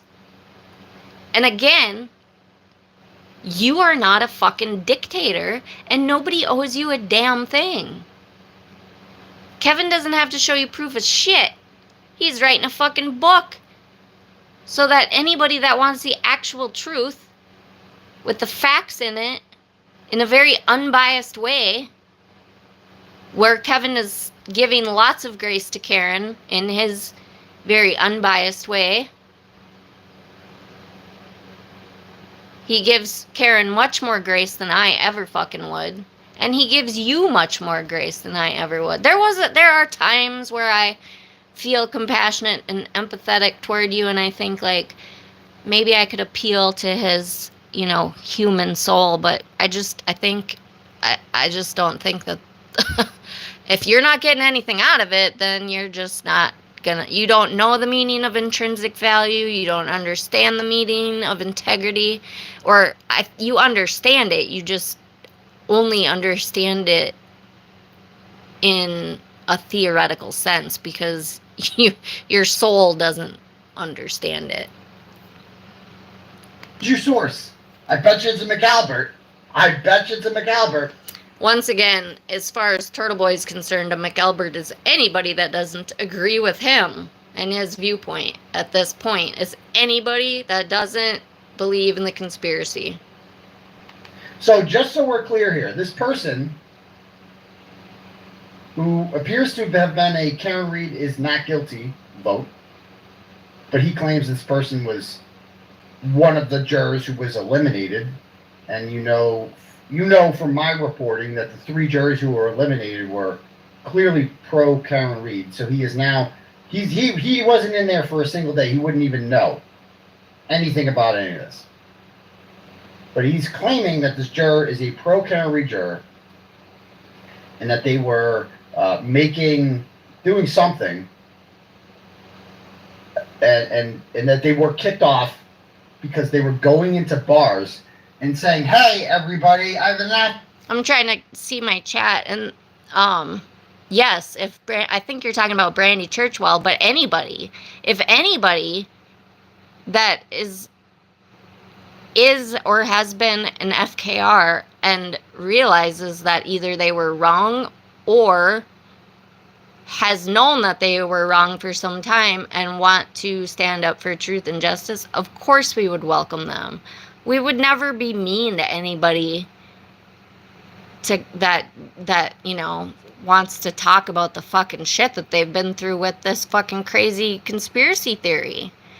I'm just saying, as long as you don't stand up, you are a coward. And you continue to push this narrative, you are a coward. And you're a greedy fuck, because you're getting something out of it. And you're just turning the other cheek. People like Brandy Churchwell really piss me off because she pretends to be so innocent and like such a good Southern girl. But she fucking, like I said, she's either super not intelligent person, which I don't know. I mean, she could be, but I just can't believe she has fucking read the documents. She has followed this case from A to Z. If she hasn't figured out the truth yet, then she literally needs to go back to school because there's something wrong, and she does need some help in the whole, like, critical thinking department. And I don't mean that to be degrading. I literally mean, like, we would welcome you. We would help you, like, understand things. But you have got to take some accountability for your own shit. Because you are helping spread this fucking narrative. So I'm a turtle rider. And I'm gonna quit Karen Reed. I'm a big plant. Like the whole thing. The fix is in. Barb, the whole Adelson thing, I don't understand what's going on. I just listened to Roberta tonight. I think it was tonight. And she said that, I think Patty's Playhouse was, I don't know. She didn't fully explain it, so I don't know what's going on. But I do know that there's one creator that I really like that literally thinks Charlie Adelson is innocent. Or literally thinks that there's a big possibility. She's not convinced one way or the other yet. And she works in the mental health field. I mean, she is an intelligent person. And like when she's going through shit, I can see why she thinks what she thinks. But I don't understand how she can't put it all together and come to the realization of like, oh, because taken piecemeal, yeah, you could just like taken piecemeal with Karen. You can fucking come up with an excuse for this or that or the other thing, or this looks shady or that looks shady. You can do that with any one thing all the time. That's not a difficult thing to do. You can make shit look shady by taking it out of context. We always need the context. That is why we have a court of law, which is why we have innocent until proven guilty, which is why we have the system that we have. So like I don't understand how this very intelligent person can't, because she literally watched the whole trial. She is very educated on it. It makes no sense to me. And apparently she's getting a lot of shit from the people that like that know that Charlie's guilty. Like most everybody knows that. And like I said something respectfully in her chat, and she like just really was disrespectful in her response, and I was really turned off by it. So I don't know. And then I went back the next day and left her a comment, and I, again respectfully told her like, hey, I'm not what do they call these people on the internet? Troll. I'm not a troll. I'm literally just wondering like what it is exactly that makes you lean this way rather than seeing the whole full picture. Like, I'd like to have a conversation with you. She never responded to me, so that sucks, because like I really do like her, and I think she's just, I don't know what the fuck the deal is with this. I mean, she's a married woman, so it can't be like she's like, oh, he's that. She's like, I know, she's an adult.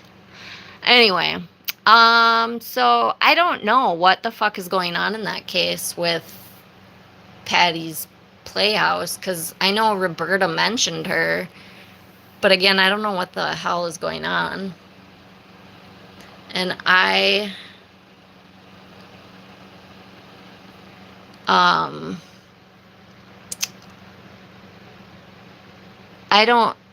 haven't watched a lot of Katie Cool Lady. I literally only have seen a couple things just recently. She popped up in my streams, and she seems like a very sweet lady. But I don't know what's going on with the Adelson case actually right now. Like, I know that they have to get new attorneys, and so all this shit's postponed. So I don't know that there's a lot to report on, to be perfectly honest. So probably, it's, people were starting to talk about it again because Donna's trial was coming out, but then all that shit happened with the fucking fucker lawyer. God, what a dick. I mean, obviously his, I think his license is, I mean, really it should be taken away, but it should at least be suspended. So anyway, they have to sort through all that shit, and everybody's got to get new attorneys and stuff. So, I mean, there's not a lot to talk about right now, would be my guess. But I don't know. If anybody knows the drama about what happened, I mean, is Patty's Playhouse getting attacked or something? I don't really know what happened. And if Roberta explained the whole thing, I didn't catch it because I was waiting for the rest of the story. I was waiting for Paul Harvey's the rest of the story, but I didn't get it. I might have missed it, though, because I get sidetracked with my pup sometimes. And luckily they got caught on the final day, mind you. There was a juror eliminated, of course, on the final day. And guess who was in court? Who showed up on the final day? Who showed up on the final day of deliberations? Oh, yeah. Brian Albert, Colin Albert, and Jennifer McCabe showed up on the final day. Yeah, Aiden, they are friends. They have now become friends with the O'Keefes because they have fucking gone through this hell together. They have become each other's support system in all of this fucking maddening chaos. So the fact that they are there to show that they support each other and that the O'Keefes do not believe in this, that that was the most graceful way that they can tell the world we don't believe in this fucked up conspiracy theory. These are our guests sitting with us in court at our son's or brother's murder trial. They are witnesses being accused of murdering him, and they are here as our guests because we love him and they love him, and we stand united. So, no, we don't believe all of this bullshit. In case you're wondering about how we're feeling, we don't believe the bullshit. That was the most graceful way that they could do that without coming out on the news and saying, Karen Reed's a lying bitch, and she killed our fucking son / brother / friend / uncle / funkle / fill in the blank. And stared those jurors down. Nobody stared anybody down. Fucking idiot. That's interesting. So that would mean that this juror was standing like 5 feet away from them. And we know the McAlberts talk to Plevin all the time. All the time. So, and we also know that through my reporting and my interviews, Oh my God. that the Through being spoon-fed The judge, information from the Melanie, defense. told this juror that there's a video of you at the bar talking about the case. How do you know that? How do you know that? Because I don't know that. Do you all know that? How do you know what the judge told the juror when the judge called her up to speak with her before she dismissed her? How do you know that, Aiden? How do you know that the judge told this bitch that she had video of her at the bar? I mean, if that's true, do you think that maybe that's what Kevin's fucking talking about? Maybe that's the proof? I mean, I can't. Reporters, including myself, have reached out to Karen for question about this, saying, because this video has never been shown. This juror was clearly a not guilty voter based on the cases that they were making during trial. It does not need to be shown, and honestly, it would be detrimental to that juror. That juror could be criminally charged. They're not going to do that to her.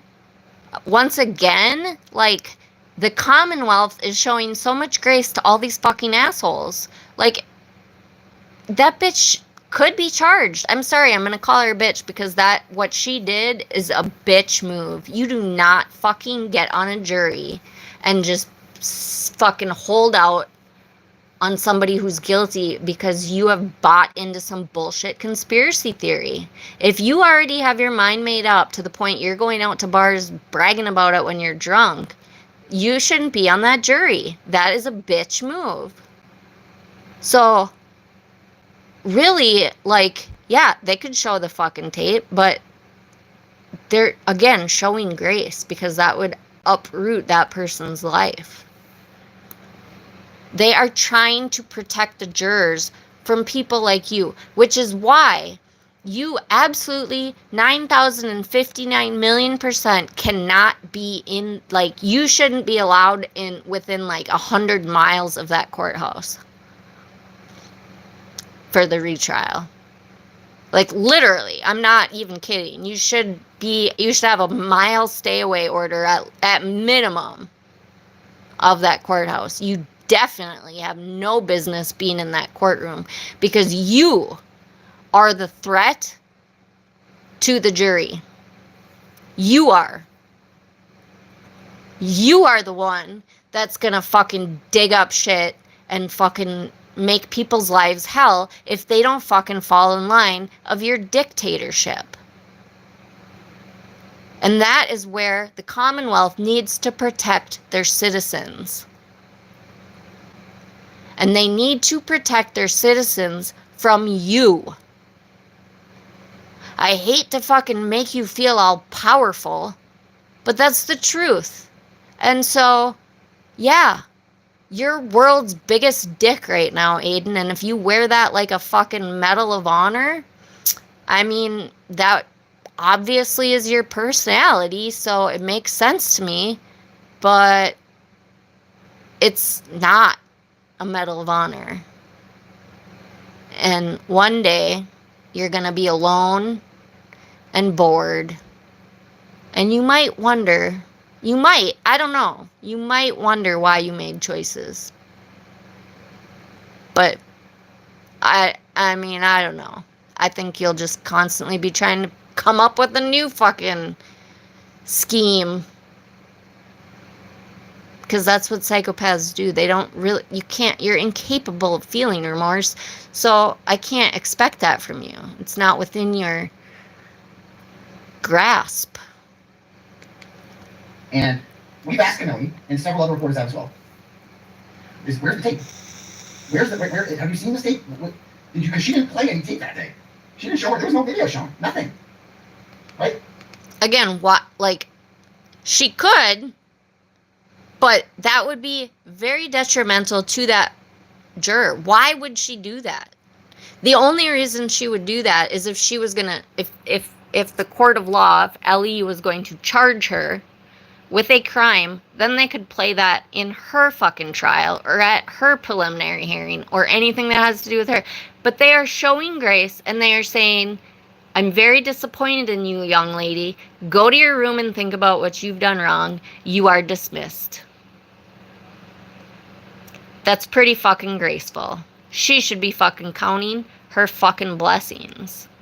Kevin is not going to reveal her. The only person she needs to be worried about is this fucking asshole. The one that you trust, juror, you need to be scared of him. You need to fucking run away from this man. Actually, you know what? Just fucking quietly sneak away. Just quietly fade into the night. That is your best fucking plan to just get the fuck away from the situation. None of this was shown. I was there that day. There's no video shown. But this is what she claims happened. Where is it?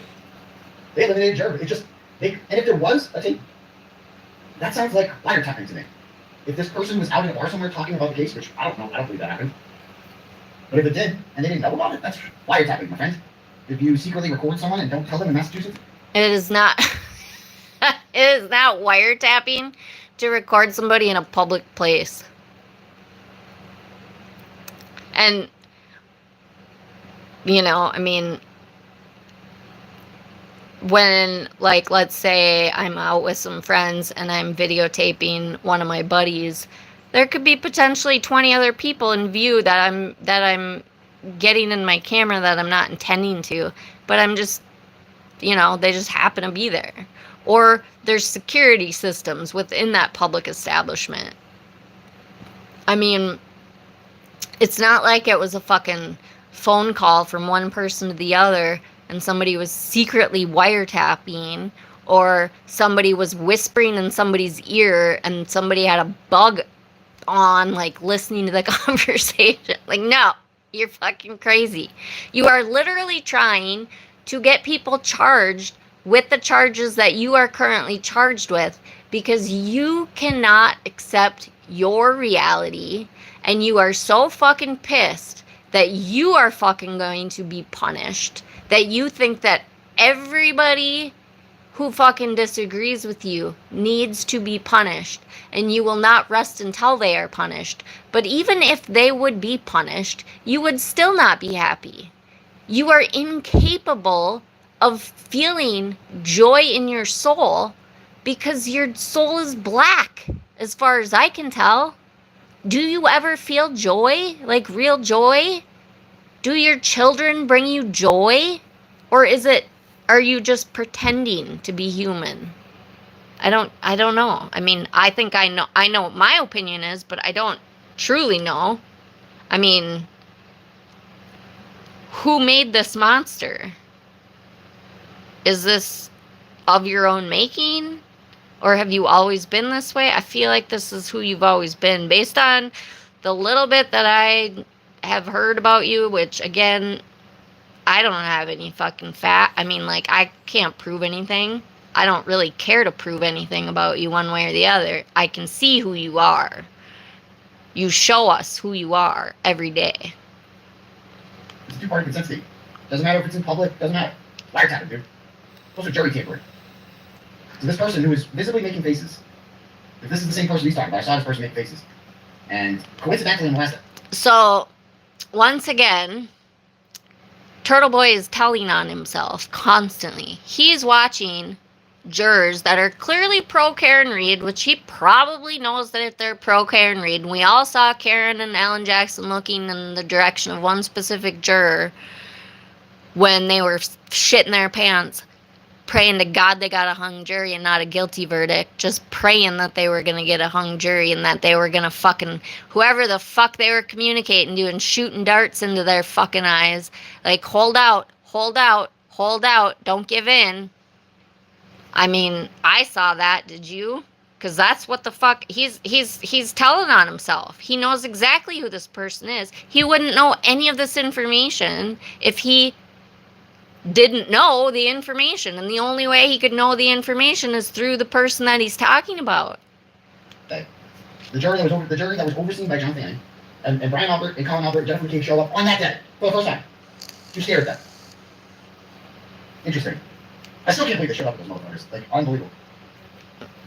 Yeah, they really pissed in your fucking Fruit Loops that morning, didn't they, by showing up?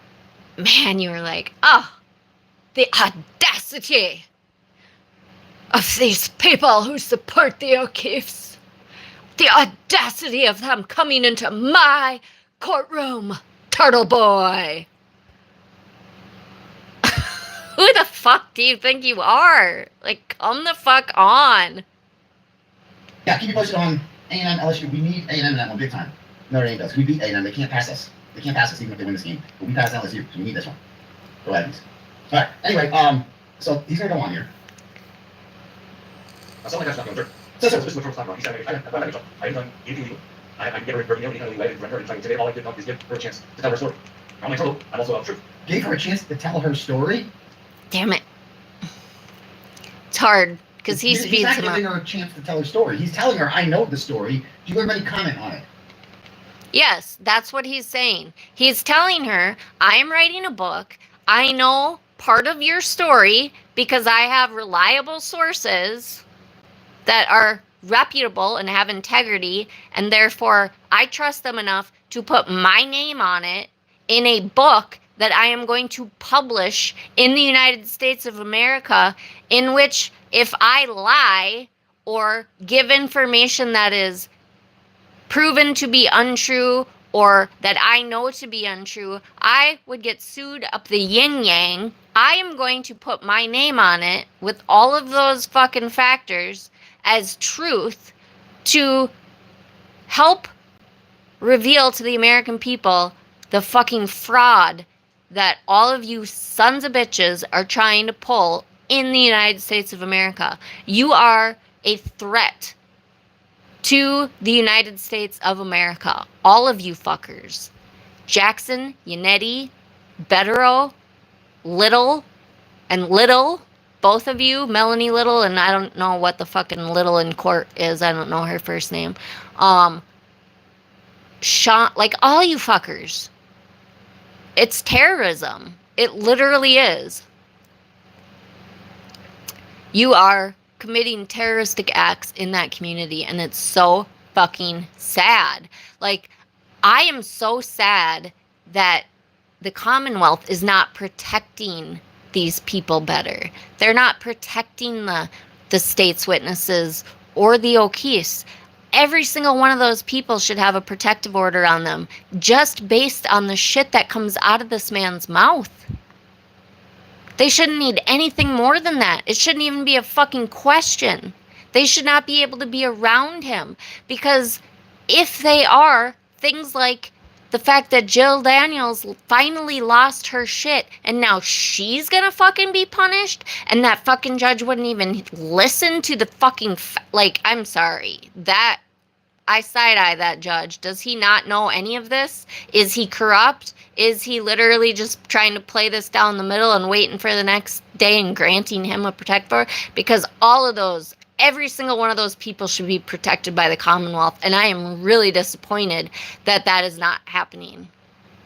And I want to know why. If this woman comes back and says none of that's true, do you think he's going to report that?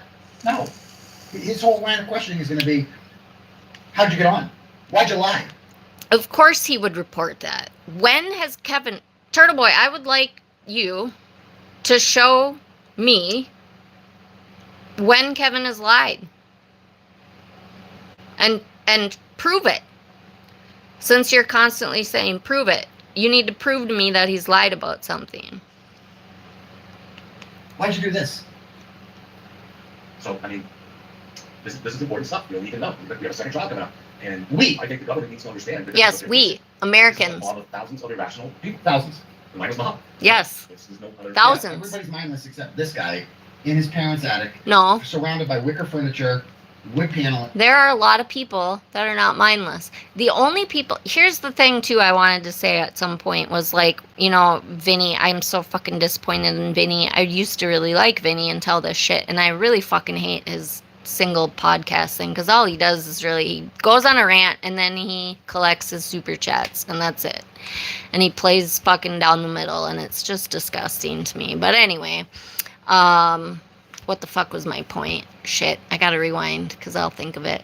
This is important stuff. You need to know. We have a second trial coming up. And I think the government needs to understand that this is what they're facing. This is a mob of thousands of irrational people. Thousands. The mindless mob. Oh, okay, that reminds me. Okay, so, like, Vinny would do these polls, and people, you know, like Melanie Little and all these law tubers, lawyer, you know, all these people they do polls when they're watching trials, right? And, like, lawyer, you know, he's usually his jury pool, aka his viewing audience, are usually pretty right on the money. But every single fucking poll that any of these social media people did were always, like, so pro Karen. Like, it was, like, so overly, and it's like, okay, hello, like, this isn't hard to figure out that the people that are voting are all FKR people. Like, the people that know the truth have stepped away. They're trying to fucking run away from this fucking chaos. They're not watching the fucking madness of people fucking going along with this fucked up conspiracy theory hurting the O'Keefe family and John O'Keefe's friends and loved ones. They're not watching and they're not voting because they're fucking trying to deal with life and raise some teenage children and find some hope again. So no, they're not in your fucking chat rooms voting. So yeah, it's going to be really, really pro Karen Reed because those are the crazy fucks who are participating in the situation. So I would suspect that the next trial, all of y'all are going to have polls that are very pro Karen Reed, and she's going to come back with guilty, and people are going to be like, what? I don't understand. 95% of my polls thought she was innocent, and so I'm going to go on the YouTube and I'm going to talk about... I'm like, this is Melanie Little right now. I'm being Melanie Little. This is not her voice, but that's what I'm being. I'm going to talk about how 95% of people in America believe that Karen Reed is innocent. No, 95% of the people in your chat think that she's innocent because you don't allow people with differing viewpoints to be in your chat because you're a fucking psycho bitch who's simping for a fucking murderer, and you're making money off the back of a dead police officer who was brutally killed by his fucking girlfriend, and you are building your brand off of the tragic murder of a fallen Boston police officer who took in his young niece and nephew after his adult sister passed away from cancer. That's what you're building your brand on, you fucking cunt. And I don't use that word often, but Melanie Little, you are a fucking cunt. I'm sorry. There's no other... Yeah, everybody's mindless except this guy in his parents' attic, surrounded by wicker furniture, wood paneling, kerosene lamps, and a really cheap microphone. This guy. There's no more accurate way to refer to it. Yeah, Miss Dark Humor, I mean, I think that between the civil lawsuit and Turtle Boy's trial, I mean, they're both going to flip on each other. And I mean, if I were the Commonwealth, I would be calling in people like Melanie Little and The Glare and Mike Crawford and Sean McDonough and all these fucks. And I would make them fucking talk about what the fuck they know. But in my world, all those fucking people would be arrested on RICO charges. So I wouldn't need their fucking bullshit in my civil trial because they'd be in prison in my world. I don't know. I really hope that Hank Brennan's going to do that because Hank Brennan hates corruption. And clearly he's no dumbass. So if I can see it, he can see it. But now, something I meant to go over. I know, he's already accused of lying, right? And I didn't actually get this until a month ago. Yeah, I was disappointed in Lawyer, too. And even Emily Baker, like, I know that she's friends with Jackson, but I didn't watch her coverage because I didn't want to not like her because of that, so I don't really know what she did, but I think that, Emily Baker, I think that there's even, like, not Canton Confidential, that other guy that I like, it's something confidential. He's got a podcast. He's got like silver hair. He's a lawyer. He also knows Alan Jackson. There are a couple of those people that I like, but I can't watch them because I know that they're friends with Jackson. But finally, the guy that I'm talking about right now that I can't think of his name. I want to say Matt, but that's not it. Shit.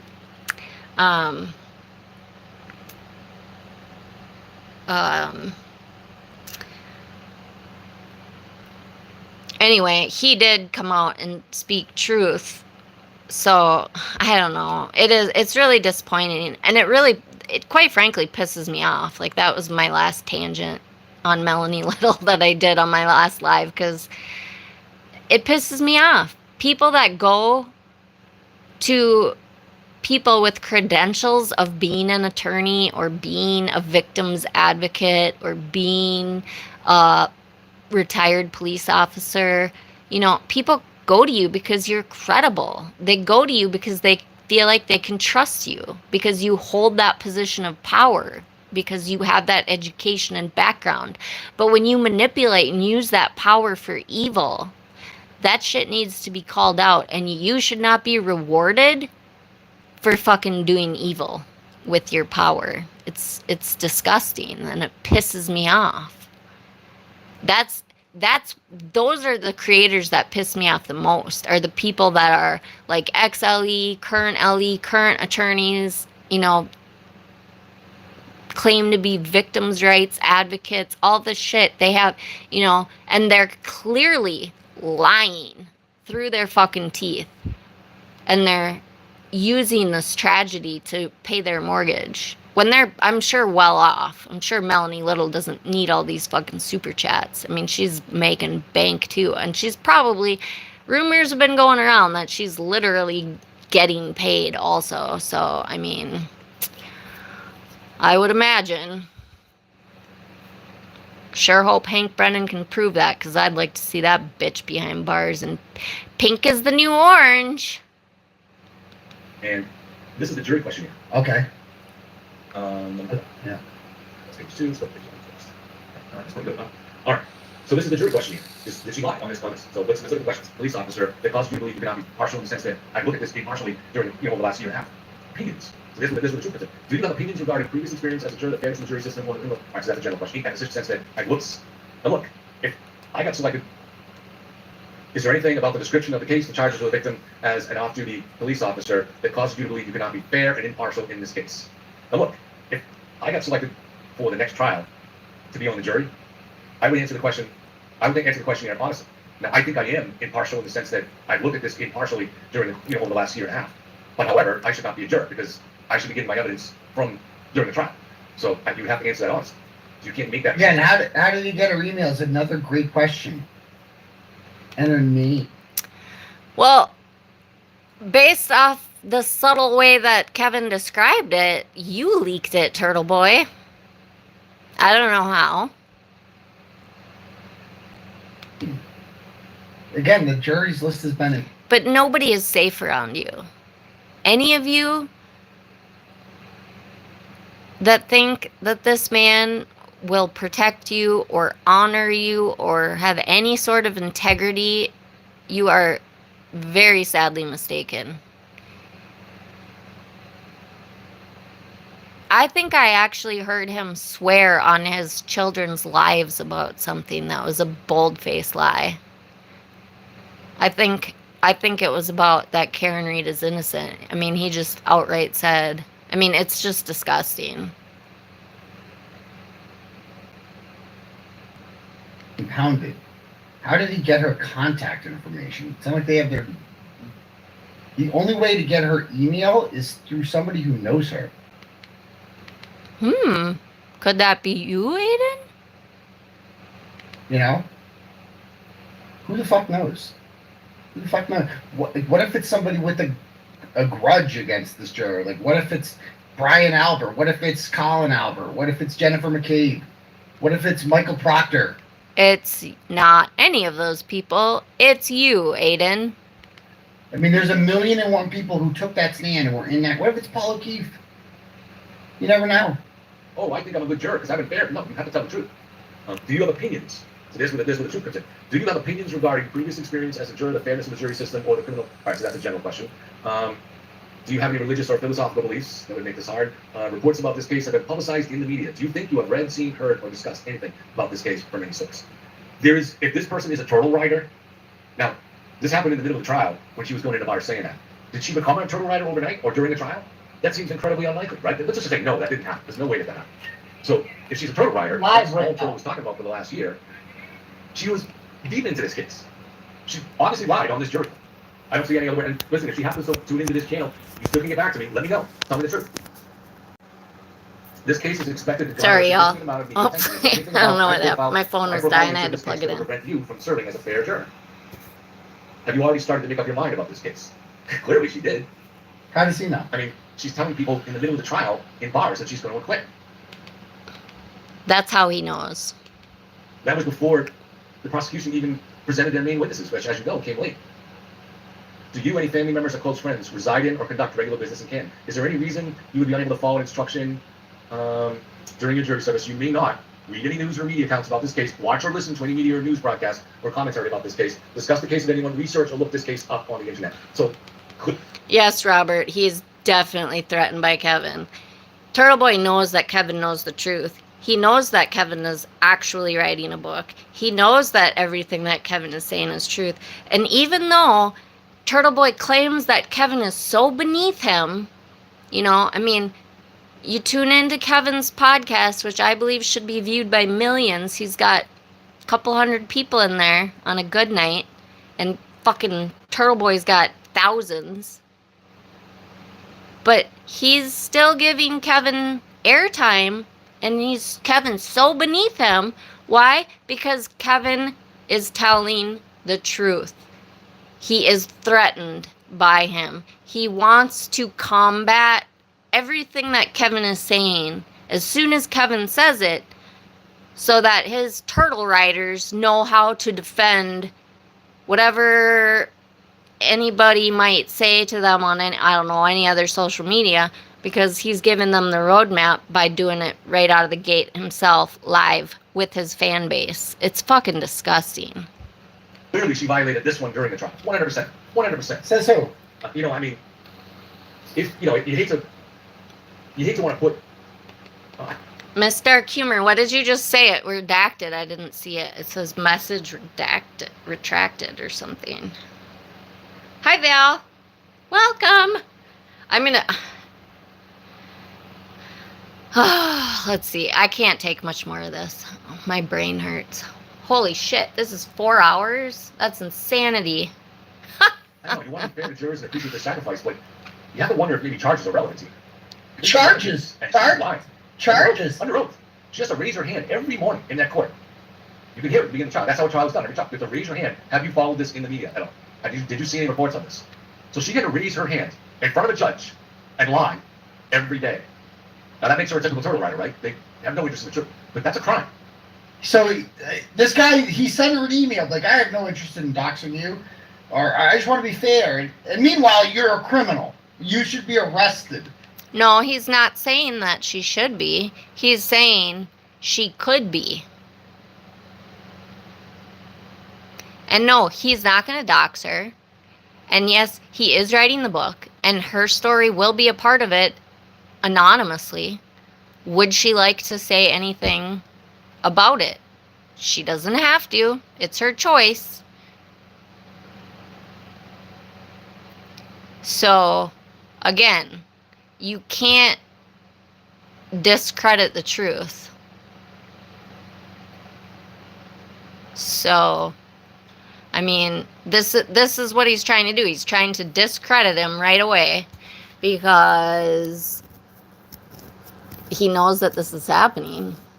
And obviously this juror CC'd Turtle Boy, which is probably exactly what she did when she responded to Kevin. She probably just blind CC'd him so that he knows exactly what's going on.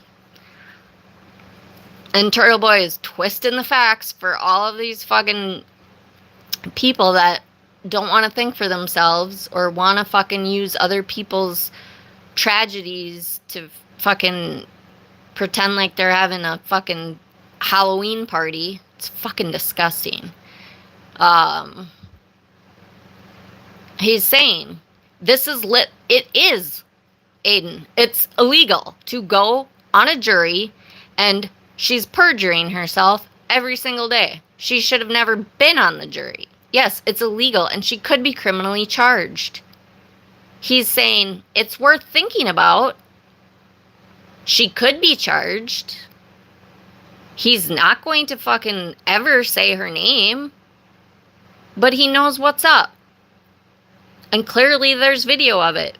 And again, nobody owes that to anybody. Nobody will ever see that because that, unless they did decide to charge her, which I doubt that they will.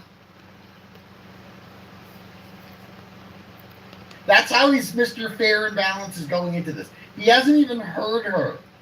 He has no idea of any of the... He doesn't have to hear her. He gave her the opportunity, and her response was, I'm fucking horrified that you know who I am, and I'm CCing Turtle Boy so that he has our emails. He knows the fucking story from credible people. You are not credible. You are the opposite of credible. Shit is true. None. He's just hearing secondhand stories from people with an axe to grind. And he's like, you're a criminal. But listen. According to you yourself, the judge said there was video of her. The judge. So once again, everybody in the fucking city and the county and every surrounding town, including the judges, the firefighters, the EMTs, the doctors, perfect strangers, everybody is lying except Karen Reed, Turtle Boy, and everybody that supports that. If you don't fall in line, you're lying. And you're a piece of shit according to them. But actually, if you want to judge a person's character, ask them how they feel about Karen Reed. If they think that she's innocent, run away. Come and talk to me, because I'm Mr. Objective. Oh my. I'm lying under oath. This is witness intimidation. And there were a lot of witnesses. Only, let me put a caveat in there, only if they've followed the whole thing. Not if they're just getting into it. You gotta give them grace if they're just getting into it. But if they've followed it through and they watched the whole trial and they have come to the realization that she is innocent, and they firmly believe that. Oh, God. No.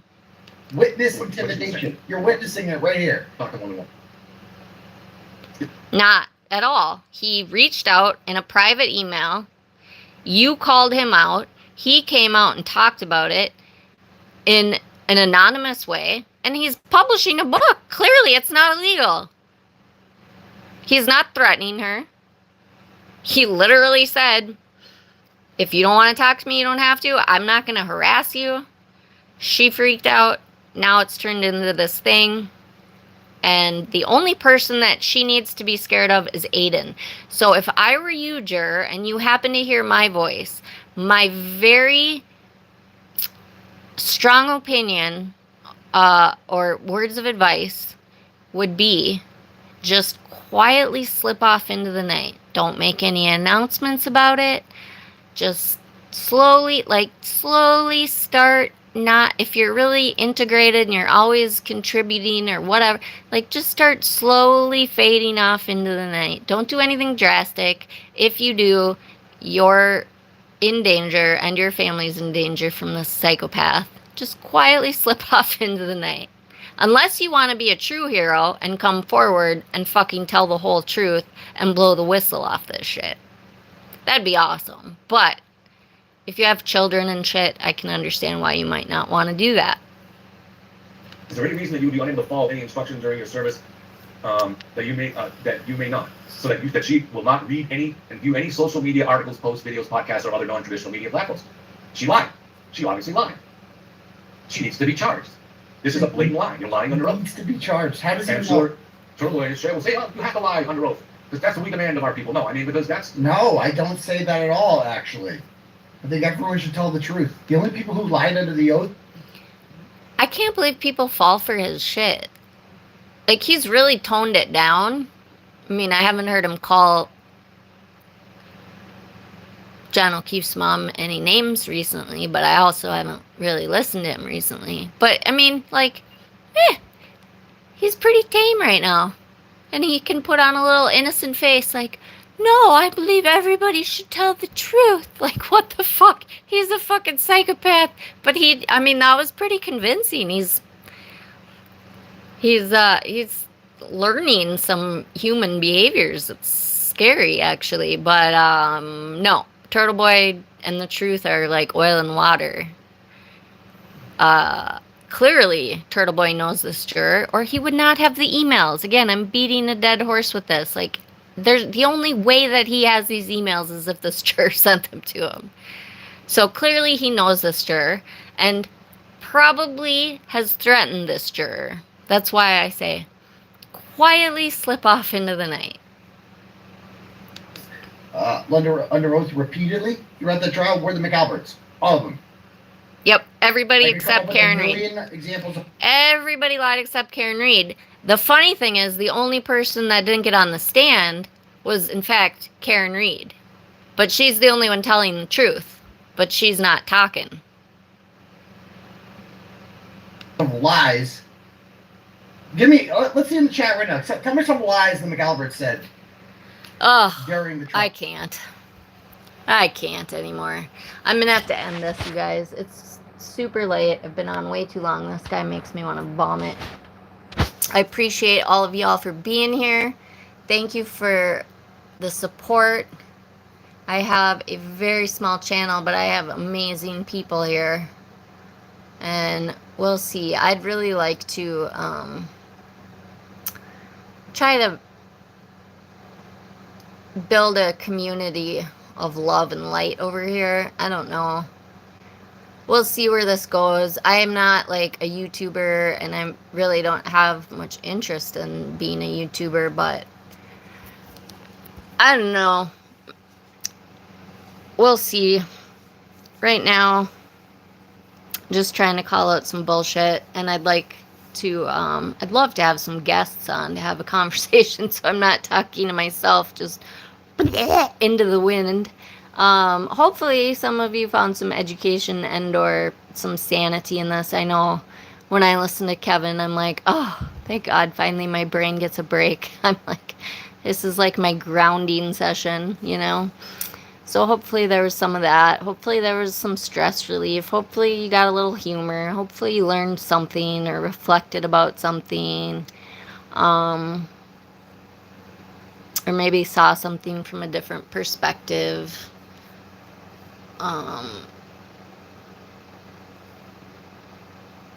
But I'd love to have some guests on soon, and I don't know how, but I know Miss Dark Humor and I are going to try to figure out how. Neither one of us are social media people, but it'd be cool.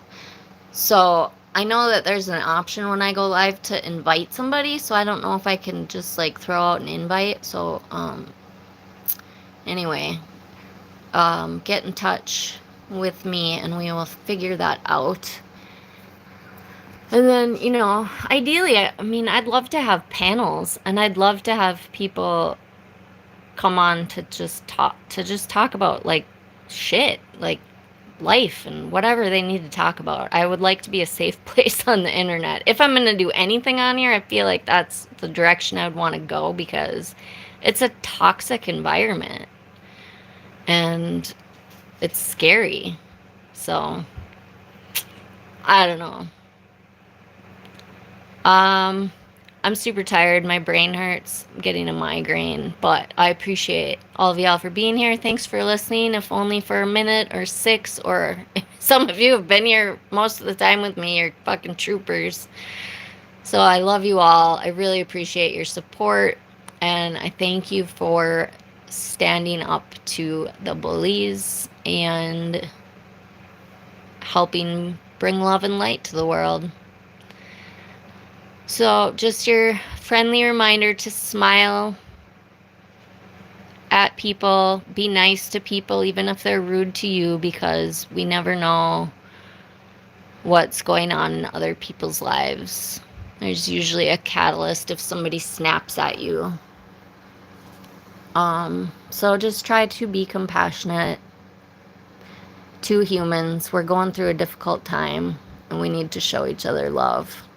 We need to lift each other up, and we need to support each other. The meaning of life is love. I have solved that riddle for y'all. That's the meaning of life. So, let's spread some love and light. I love you all. Mwah. Good night.